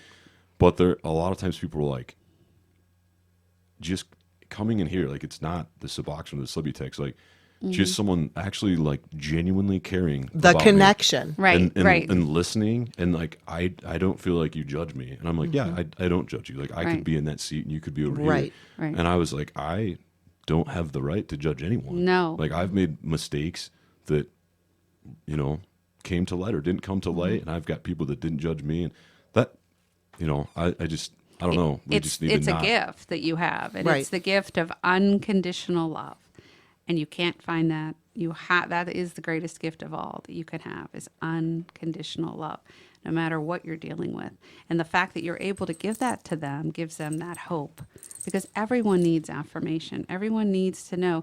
Can you imagine distraught and, oh my God, they feel their world's crying, but to give them, you are worth it. Yeah. And they can sense. They're very good at sensing, are you really saying that, or do you really mean it? Do you know what I mean? So that's awesome. Yeah, You're saving lives by doing that. It feels weird to hear that, but I mean, my patients say that too. They're like, dude, you're literally like if I wasn't in here, I'd be out there, and like, I've already OD'd 3-4 times. Like, I'm gonna die the next time, or I'm not. My kid's not gonna have a dad. But kind of going back to that unconditional love thing, it's not easy. Like, I don't want anyone to think it's just all of No, a sudden it's you not. just, it's across the board, because there's certainly times where you want to judge, or you don't want to love this person because it's so frustrating. And the rest of my office staff and I, we always talk, and it's very easy to get jaded in healthcare. It's easier to get jaded, in the population that I work with. And so it is kind of a daily battle, I guess, where you have to check yourself, and you're like, I need to be the best version of myself and not judge and love, so that You make a difference. yeah. Yeah, and I tell families all the time, they get so angry. You got to leave that anger at the door. I know they have pushed your buttons. They have made you so exhausted. It's not that person. It is the disease that is doing that. And I tell them to try and separate it in their minds. I mean, I get up every morning. I hate the disease of addiction and what it does to so many families and so many people. But I will never stop loving those people. They didn't ask for it. By the grace of God, I'm not that person. You know what I mean? And it is a battle, and it's something you have to remind yourself every morning. And I do, so that when that family calls me and they're I have to remind them too. Your child is in there somewhere, or Yeah. your loved one. Go ahead. I was just gonna say, I think it just goes into humanizing. The people, we're so good, at least from my perception, we're so good these days of just, not my kid, not my problem. Not, that's not, you talked about, it really hit me when you talked about the folks, in these rehabs, their families aren't allowed to come in and see them because of COVID. Yeah. Not my problem. They're, but maybe necessarily we don't all have to be, even as far as say advocates for, all these different issues. But if we can, get the word out and educate people just to go, hey, you know what, maybe that's not your specific problem, but if we fix the criminal justice system a little bit, or if we, just gave a little bit of attention to this and understood that, hey, these are people, and had enough people that did that, it might give the people that are really fighting for that cause enough power and enough, oomph to change things by, humanizing our And fellow loving. humans. Yeah. Right. I think what's hard, though, like you had said, from a healthcare standpoint, and I've been a pediatric nurse for 27 years, is you see baby after baby being born addicted. You see moms who are literally overdosing in the room with the baby or their kid. You see abuse cases that are horrible, like infants that are getting the crap beat out of them. It's hard then to have sympathy for the parent who's addicted. And I think it's hard for anyone to grasp Yes. how much the drug has a grasp over you, that you choose that over your child.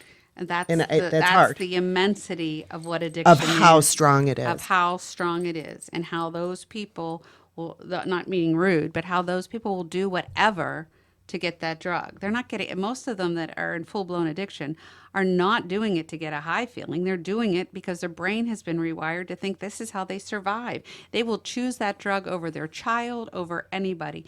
It's not them making that choice. It's a brain that's broken, that is continuing to make the same choice. The problem is, though, is if we continue not to fix those people, now we have a newborn who's born into an environment that the cycle just keeps going. Well, there's a huge amount of grandparents that are raising these children. Yeah. They have support groups. I mean, I hear stories, and I have my own struggles to carry and everything like that. But I sometimes think, oh my God, if Tommy would have had a child or something, and I would be raising a child, God bless those people, and yet they do it because they know their child didn't, set out for this, and yet, it happened. And it wasn't the grandchild's fault, But what do you do with somebody who's, someone was addicted, you bring them into jail and you say you're either going to stay in prison or you're going to go to rehab.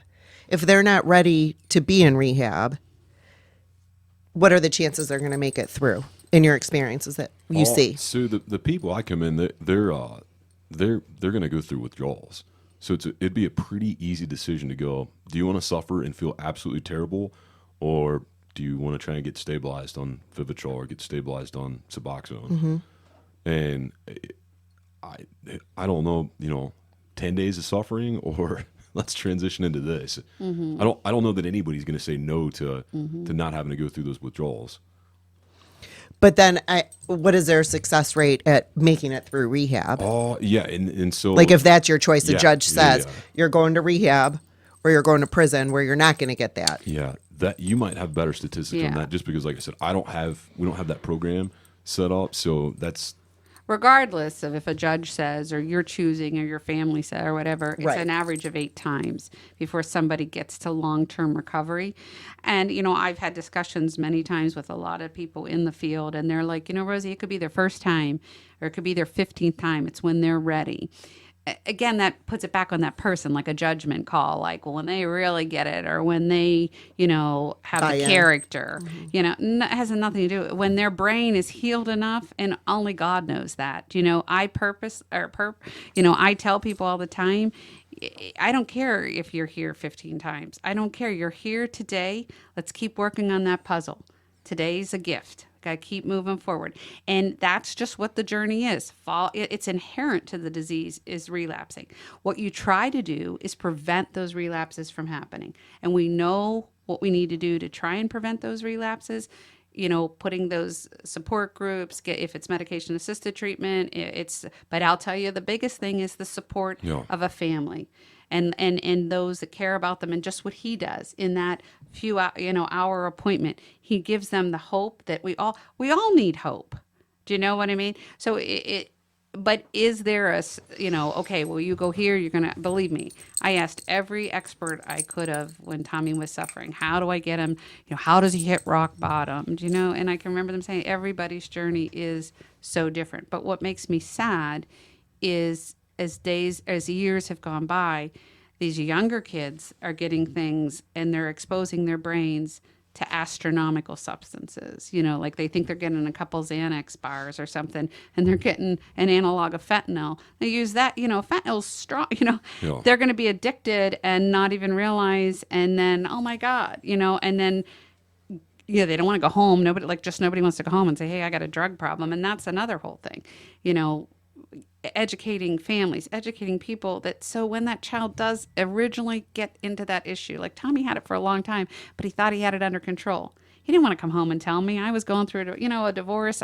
He wanted to be that strong person. He wasn't going to come home and say, Mom, I need help. Yet if he had, seizures or something like that, he'd be the first one. Mom, I need to go get some help, right?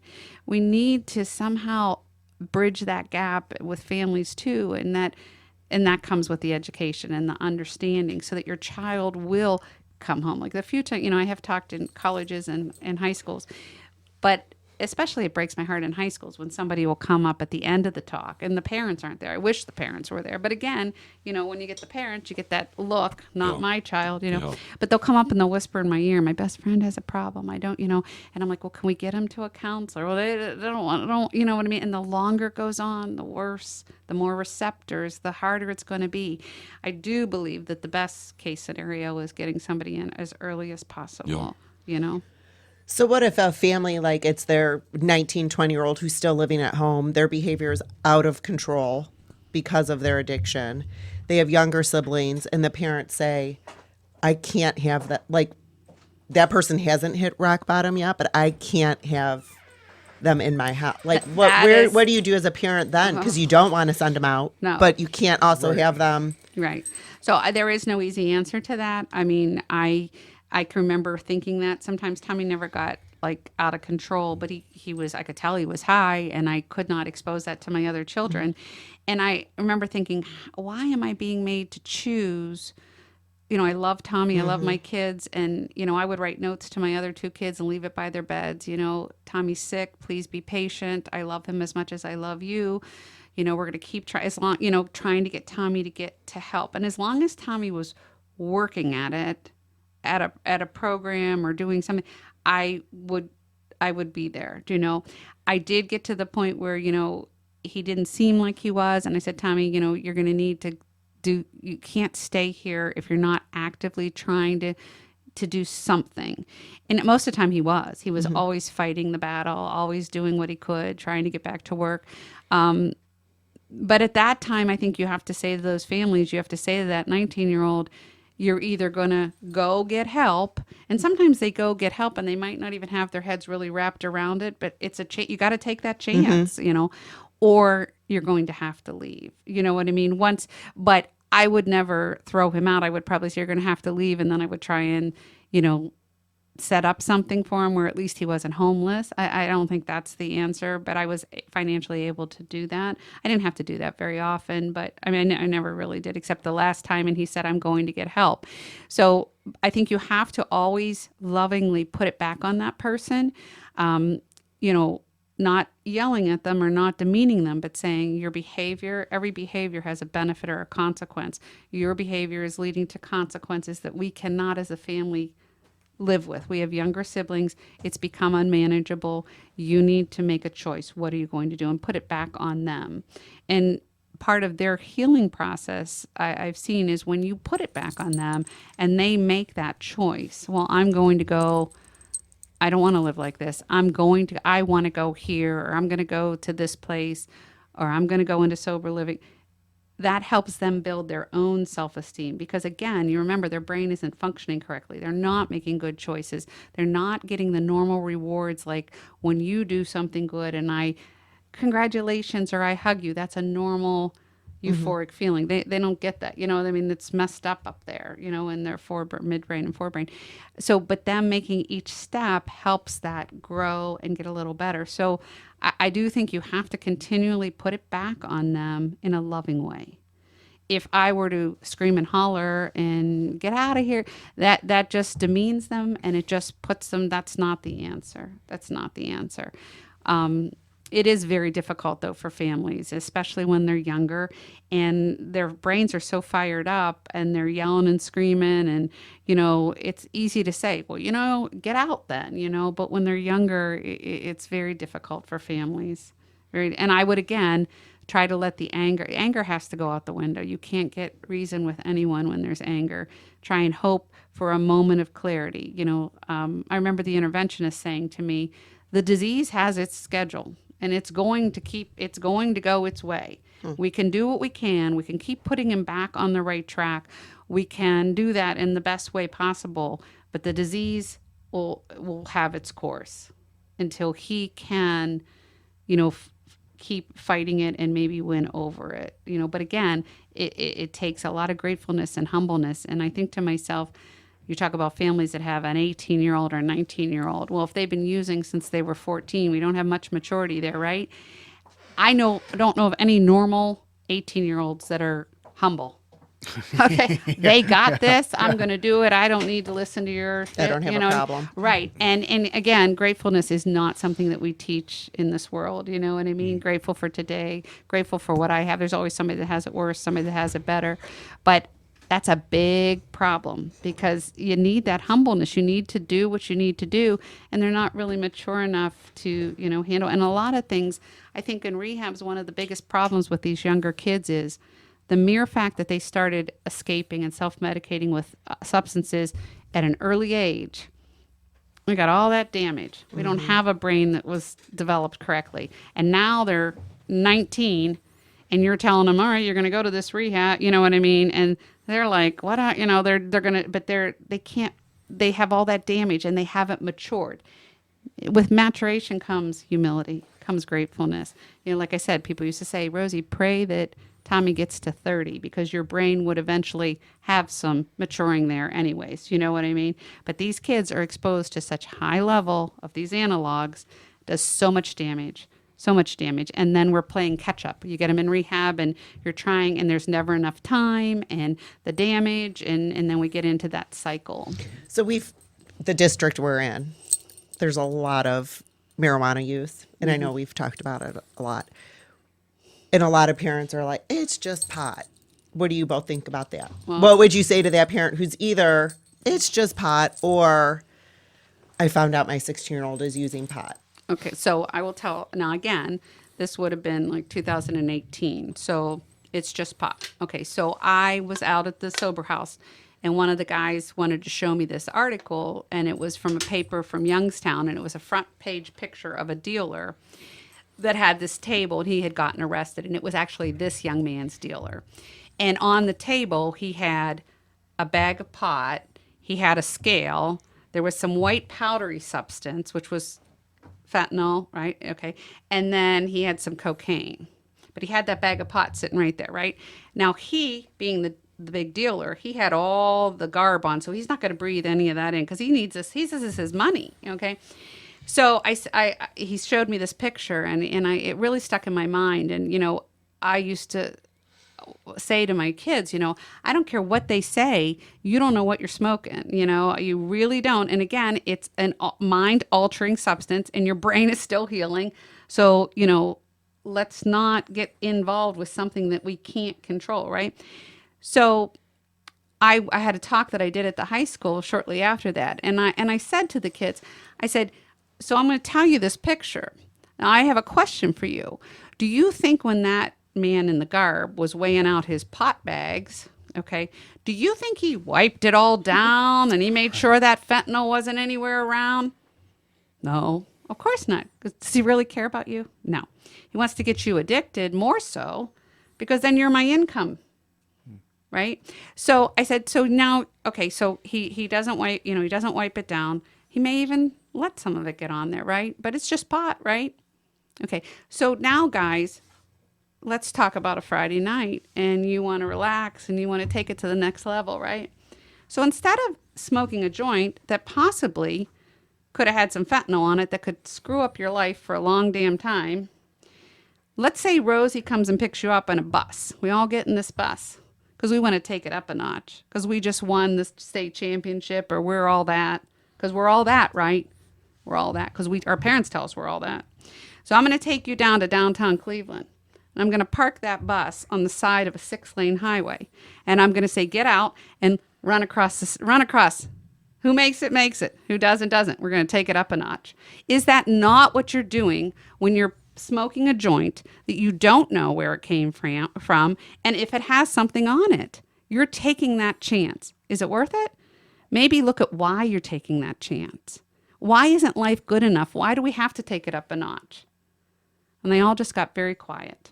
But I do worry about that because pot doesn't come from, okay, granted now, there's medicinal grade and what that is.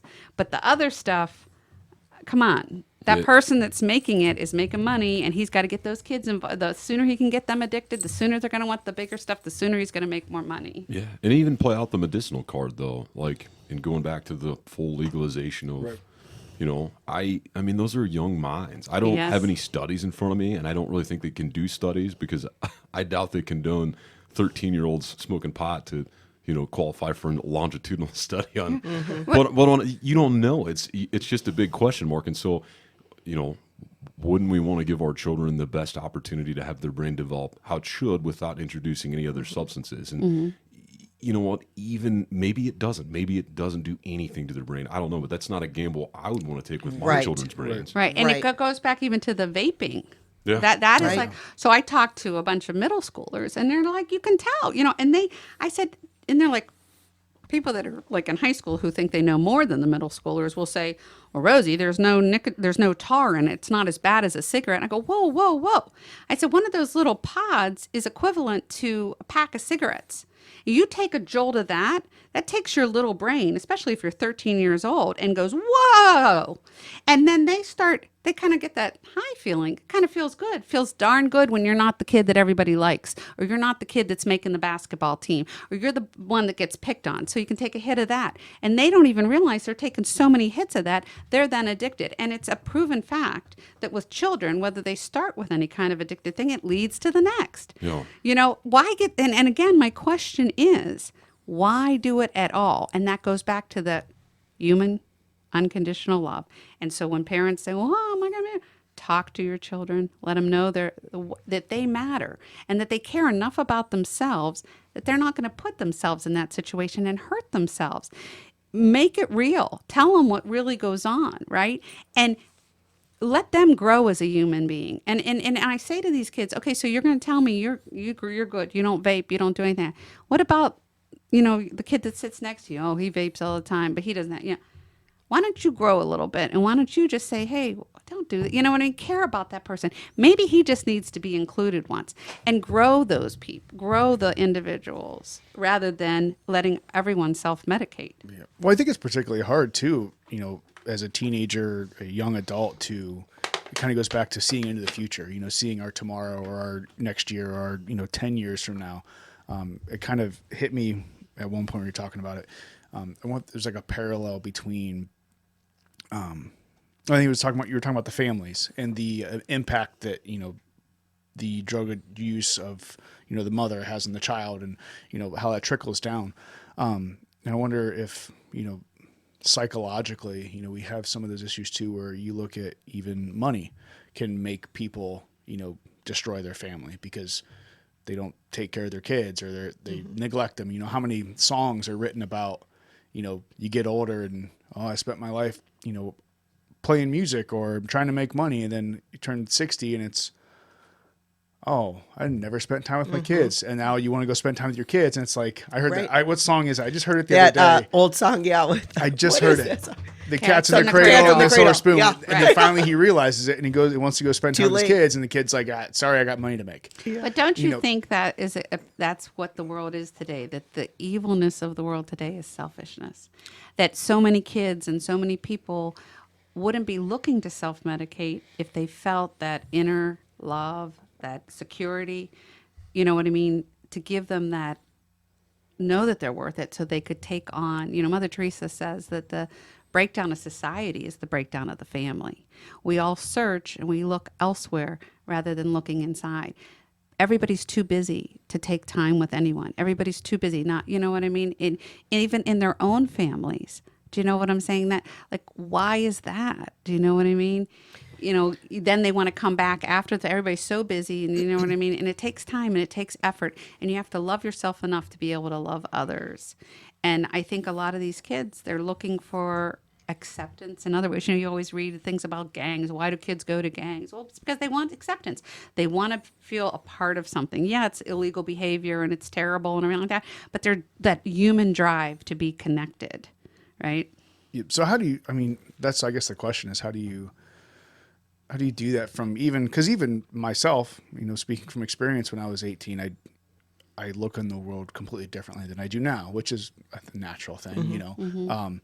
But, you know, even for someone like me that can see now that I'm in my mid 30s and I can go, oh, like there's so much more to this future in this world. You know, how do you get even those people that will eventually find that, but how do we get them to figure that out earlier? Because I always heard people talking about, you know, when I was in high school, like, oh, the future's this, that, whatever. And, you know, you have this future ahead of you. And, you know, these are important things in life. And I'm like, oh, okay, I got a What? football game to play this week. Right. Yeah. You know what I mean? But I think it depends. What is your priority? What is going to make you the person you're called to be?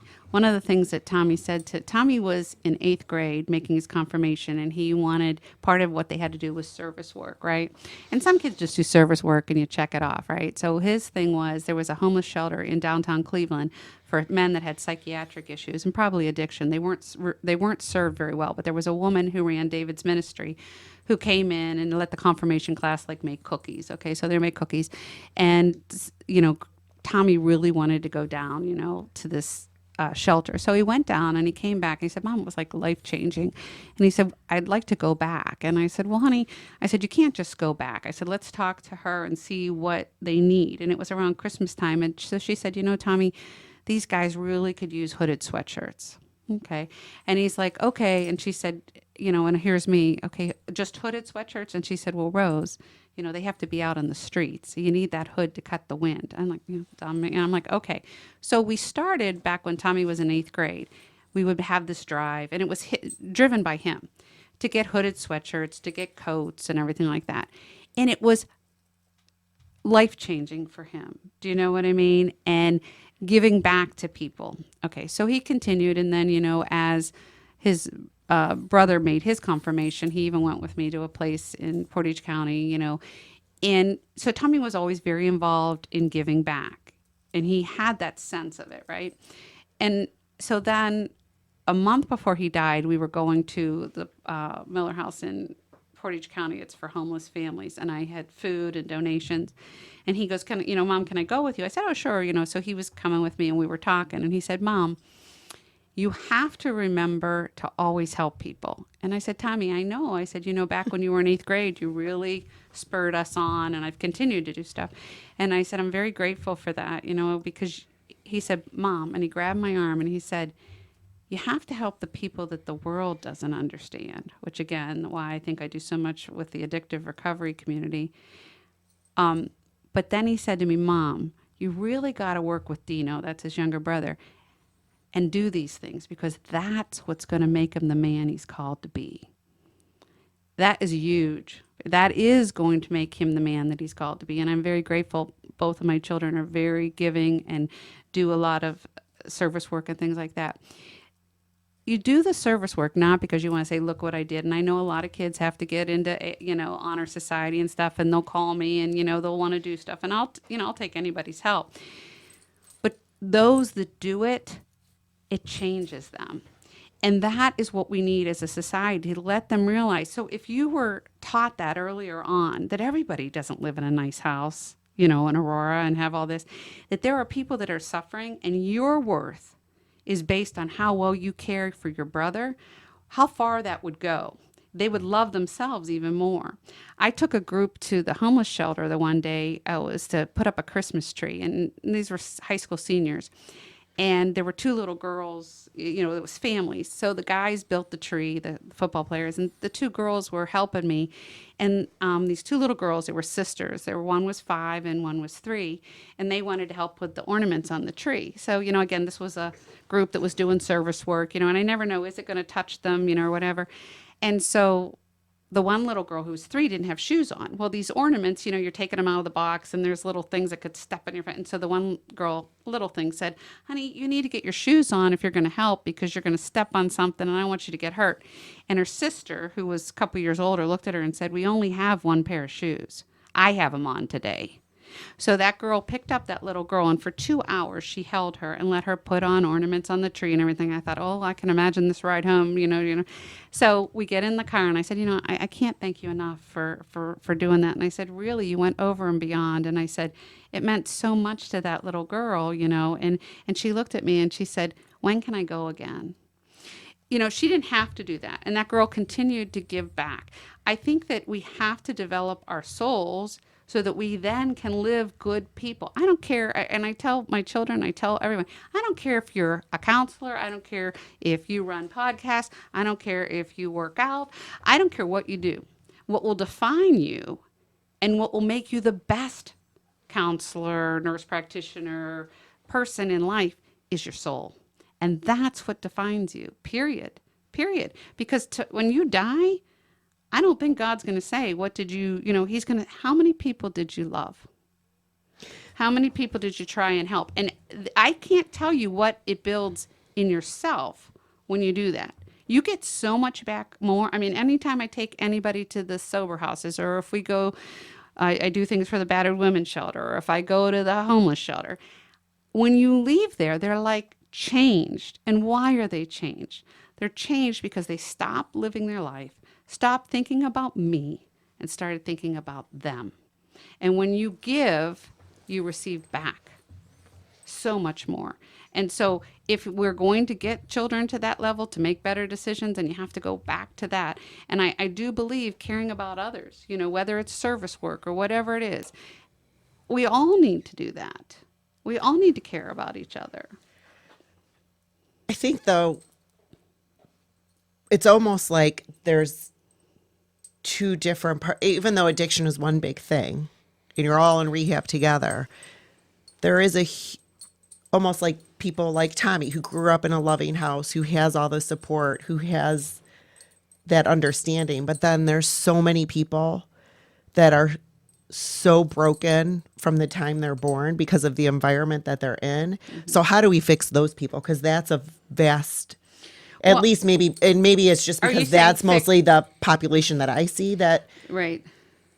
It's almost like they don't have a chance from the time they're born. Right. And, so what do we do for them it is through rehab? It is overwhelming. It is overwhelming. And you could sit back and you could say, I didn't change anything. You did this. You can't do that. If every person, like I often think, if every mother that lost a child would adopt a sober house and do what I do, how different the outcome would be. Not that I'm anything great, but I'm just saying, if they could do that, if they could see, you're not going to change all those people. And you can either curse the darkness or be the light. I truly believe that every person has that opportunity. And it's up to me to find my opportunity and to do the best I can for me, not to judge others. Everybody's capabilities and what they can do are different. Some people don't have the funds. Some people don't. It doesn't matter. I'm going to do the best that I can. And your kindness to those people in the hospital or whatever is huge, right? And I do say with rehab and with that sober living, yeah, Tommy came from a great family and a lot of love, but towards the end of his addiction, many people did not understand. And he was very isolated. So those men, whether he met him in rehab or his roommates that I'm still friends with that were at the sober house with him before he passed, were pivotal. Mm-hmm. Pivotal to keeping him on that track. Whether Tommy had come from a great background, just as much as he was pivotal to one of them who maybe didn't have all those blessings. Right. Because when you're all stripped of everything you have and all you have is yourself and your soul, it's amazing what good you can be for each other. Mm-hmm. So you have to hope and pray that you can get them. And sometimes those who don't have a lot do better in rehab because they have that humility. It's hard for people that were professionals or, had a successful life and lost it all. They keep thinking they're that they don't want to humble themselves. Mm-hmm. They want the fast track. I can do this because it's so embarrassing that they're in that situation. I don't know. There is a lot of sadness. There is. And some days, like, you talk to people in the field, it's compassion overload. Sometimes you have to pull yourself back and you can't get so down. You have to tell, okay, today's a new day and do the best that I can. And at the end of the day, just like all of us, you give it back to God and you ask for strength for the next day because that's all we can do. It goes back to that living each day at a, one at a time. But I really do. I think to myself, if everyone stopped judging and just did a little bit in their own little circle, how much different the outcomes would be and how much better the world would be. Well, like you said too, raising your kids to kind of understand, what it means to help other people. And, we've talked about it where especially our kids now are so isolated in the United States from the entire world, so to your point, you look across the entire world of all these people that go through, an infinite amount of and different things of suffering and trauma. And everything. Like we can't save them all, but I think going back to if everyone could just raise the bar just a little bit on how much they humanize each other, right? I think that could It's huge. Be a massive impact. Absolutely. I like that component of service that you were talking about. And I've said this before that I'm not big on forcing people, but man, if everybody had to either be in the military or the Peace Corps or something and serve for a year or two of their life, like almost unanimously, the people that I know in my life that have served have just a completely different outlook on the way they treat people. And I'm kind of breaking down everything you were saying, and I was thinking about you're trying to heal people, and it turns out that they heal you in some respect, right? And that's how Gulfport was for me. I went down and did Katrina relief aid. Literally just dropped out of college for 3 months, didn't have a plan. Crazy college kids picked up my buddy, and I'm like, let's go, man. We got to go. Like these people need help. And I'm like, we're going to help them. And we went down there and we helped a ton of people. But when we came back, I was like, holy smokes, those people helped me as much as I helped them to kind of get connected with humanity, to understand people, to love people. And, I keep hearing these different questions. And I always think of love as this umbrella and everything else is underneath it. But if you could just have that umbrella of love, it solves almost all problems. And, I know you talk about your faith, and I think about Jesus hanging out with prostitutes and taxpayers.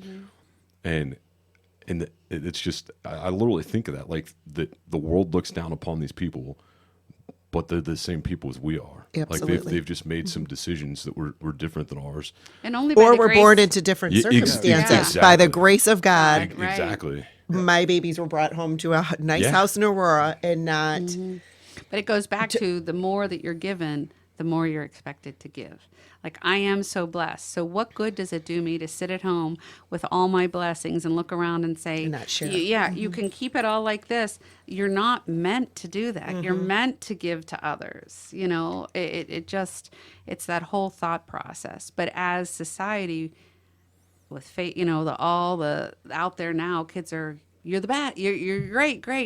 Somebody, even kids get in trouble, and instead of the parents saying, okay, well, what do we do? How can we be better? Who said that? Let me call the school. Let me see. That teacher's probably wrong. Again, nobody's accountable. Nobody's accountable. And we're all human. We all make mistakes. And, these, like the kids that get so frustrated, and I can see it in there, no kid doesn't want to, not do well in school or whatever. No kid wants to come home and say, Mom, I got a C. What's the first thing? Well, you didn't study. Or, well, what's going on? Like, do you have, what could we do different? And encouraging and trying to get them back on track. There's so many like learning disabilities, just all kinds of things, and fitting in. And there's so much stress. And if we never take the time and never really help, and those kids would really benefit from helping others. You know what I'm saying? And living the faith. Like, it's one thing to say it, but walk the walk. Do what you're saying.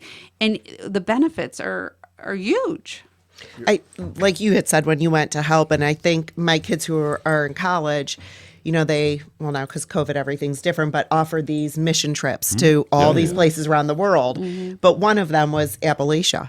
And I'm like, that's where you need to go, because you need to see just a hop, skip, and a jump away from where you're at, where there is poverty like you cannot imagine. And I think it makes you humble.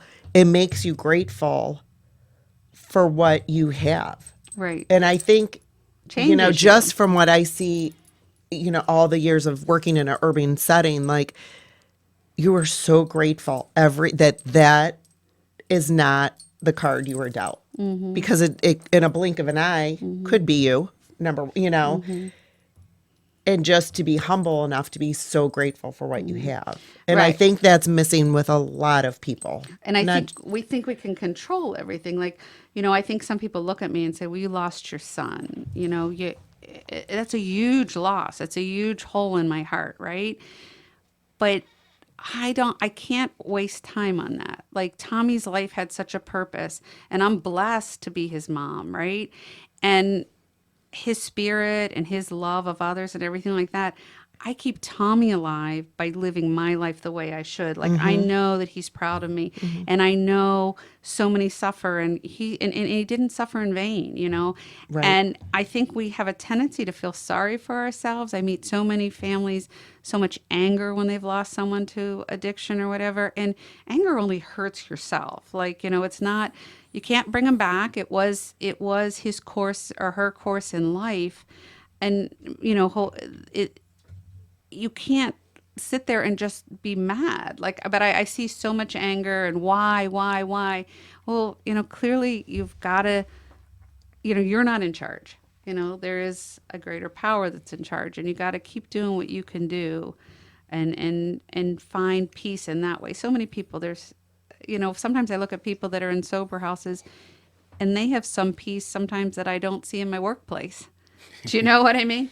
Peace and inner peace, in right. like how yeah. they look at themselves. Like Right. somebody who's really gone through and we said like bought into it and really has done the work. Right. And It's incredible sometimes the things that come out of their mouths. You're like, wow. Right. And Like trying to help that's- other people. yeah. And, you know, you like, even you and I, when we walk out of there, you think like, they treat you like you're the greatest thing that ever happened, and they're so grateful. And what they give you is that unconditional love back 3 times, right?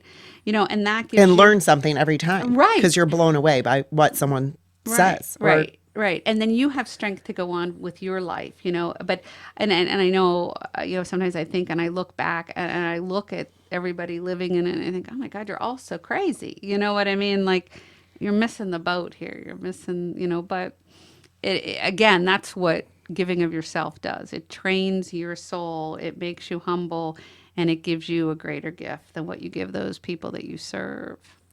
I think those 2 words, humility and anger, it's really hard to be angry when you're humble. And you'd see people that are humble and they're like you said, they're That's happy. interesting. They're happier because they, you know, that outlook on life is, you know, what do I have to be angry at? Like I have the things that I need. Like, you know, I'm at where I'm at or whatever it is. You know, when they have that humility, and you know, it kind of brings me back to that kind of system that, you know, the construct that normal quote unquote normal people live by, and they're so angered by everything all the time. It's, you know, I'm stuck in traffic or this, that, and you get so consumed with what you're angry about, you know, whether it be, you know, ideological differences or, you know, anything like that. And it, you touched on it too. You said, you know, students with like learning disabilities, you know, and I think there is a lot of, you know, different chemical makeups and different things out there. But I think some of the things that we do in schools is maybe that kid just doesn't have a, you know, a learning disability, whatever you want to call it. Maybe you're just not teaching them right. Right. We all learn differently. We're all different. You know, it goes back to that. We're all different. We're all humans, but we all kind of react to different things Right. differently. And maybe we're just not approaching this person the correct way. And it's, we've lost the realization that we are very diverse, even if we Right. look the exact same or anything else. It's Because we got to get it done. We got to get these test scores. We got to get, because that's how our financial aid comes. And it's there like it is again, the money. Yeah, Yeah, it the is. money. It's everything. And we don't have time to stop and meet that person. And I'm not faulting anyone. It is what it is. Do you know what it's what our society has become, you know? And almost like you can't make mistakes now. You say something wrong and this person's canceled, or this Right. person loses everything they have because they made a stupid decision 20 years ago. Well, how many stupid things did we do 20 years ago? You know? And it goes back that to that judge it. You know, everyone's always willing to judge someone. But one of the last texts that Tommy sent me, he loved Mother Teresa, and she had, you know, she's a phenomenal saint and has wonderful. I love to read her readings and stuff. But the last text that he sent me was a quote of hers that said, "If you judge someone, you have no time to love them." And that is so true. We're all so willing to judge everyone else because of our own insecurities. And, you know, this happened because that person did this and it's their own fault and da da da da, you know, and not to look at ourselves. And that's what you were saying, basically. And what your patients get from you is that you're not judging them and they know you're just loving them. Yeah, and where they're I at. mean, I didn't walk in your shoes though. Like I don't know the life you lived, and you didn't walk in my shoes. And I always kind of look at things like that. And going back to canceling, what you were saying, that stymies progress and growth. Absolutely. In all fields, because if you've this is outside of addiction, but I'll tie it in back to addiction. But if you have an expert and they're like not even going to explore something, or they're unwilling to go against the grain because they're worried about being canceled, something else that you could have discovered may never happen. Or even be Right. wrong. And hold on, let me bring this full circle. That goes back to, and I love this, convergency versus divergency, which is the paradigm of education, keeping people in a box to do it one Yeah. way because of money, because of these standards that we have to hit. And so let me bring that full circle. I was going to ask you about alternative treatments to addiction and how they're making some interesting headway with hallucinogenics. That's kind of I know I just touched on a lot of things there, playing some 3D chess, I guess. But the ketamine with PTSD in soldiers. Johns Hopkins came out with that recent study about psilocybin, the mushrooms, being 4 times more effective for depression than the SSRIs. MDMA for PTSD, which has made it through, I think, the 3rd phase of the FDA, and then different compounds that have neuroplastic abilities, such as ayahuasca or ibogaine or N-dimethyltryptamine, DMT. I don't know how much you know about those I things. don't know a lot about it, but I mean, again, there's so much research, Yeah. so much going on. We just, the sky's the limit in finding out and knowing what can be done. But I do know that it is a brain disease, right? Yep. So if we can find something that can help Yeah. with that, I'm all for it. Do you know what I mean? The disease likes to control them and make them abuse things and everything like that. But if it's done in the right way and it can get someone to long-term recovery, then why wouldn't we try? Yeah, and that's where I'm at with that. Like, I keep a very open mind, and that's kind of why I was like, I better watch what I'm saying. But I'm kind of pro drug in that, In what can control, you right. could consider a lot of things drugs. But yeah, I'm just huge on kind of what's that next level. And so if we're being put in a box from a young age, we might never be able to think like that. If we always have to worry about being canceled or doxxed, we might never think like that. And so that in and of itself could perpetuate that progress, and you might have been able to help addiction. You might have been able to help. I still. I'm sorry. To No, interrupt go you. ahead. I know what you're saying with the new medication and all that stuff. I still believe that to really treat addiction, like even with the Suboxone, Yeah. weaning them off or whatever, that we don't want to replace something for the other. Yeah.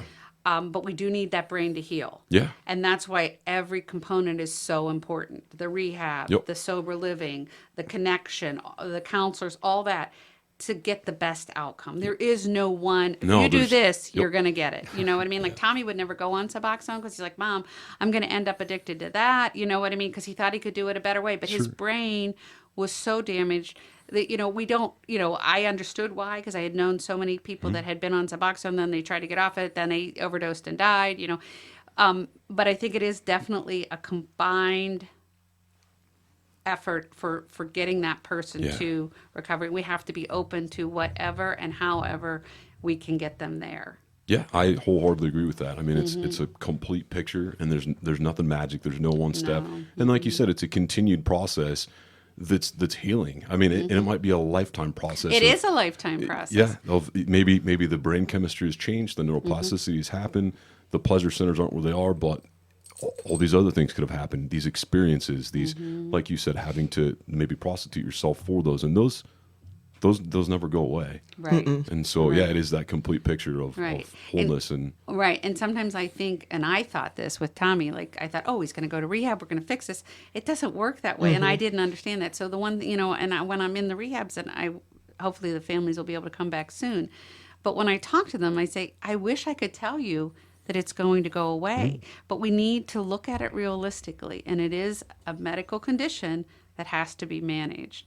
We don't have to fight it. We can work through it. We can get back. We can get to managing it, and be positive in that response.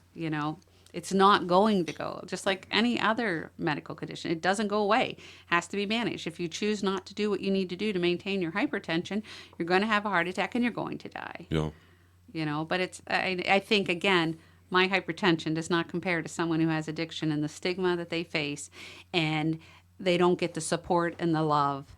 And it beats down on their self-esteem. And then how am I supposed to get them to love themselves? So they're going to work on this. You know what I mean? And that's the fault of society. Well, and working through all those layers of trauma Yeah.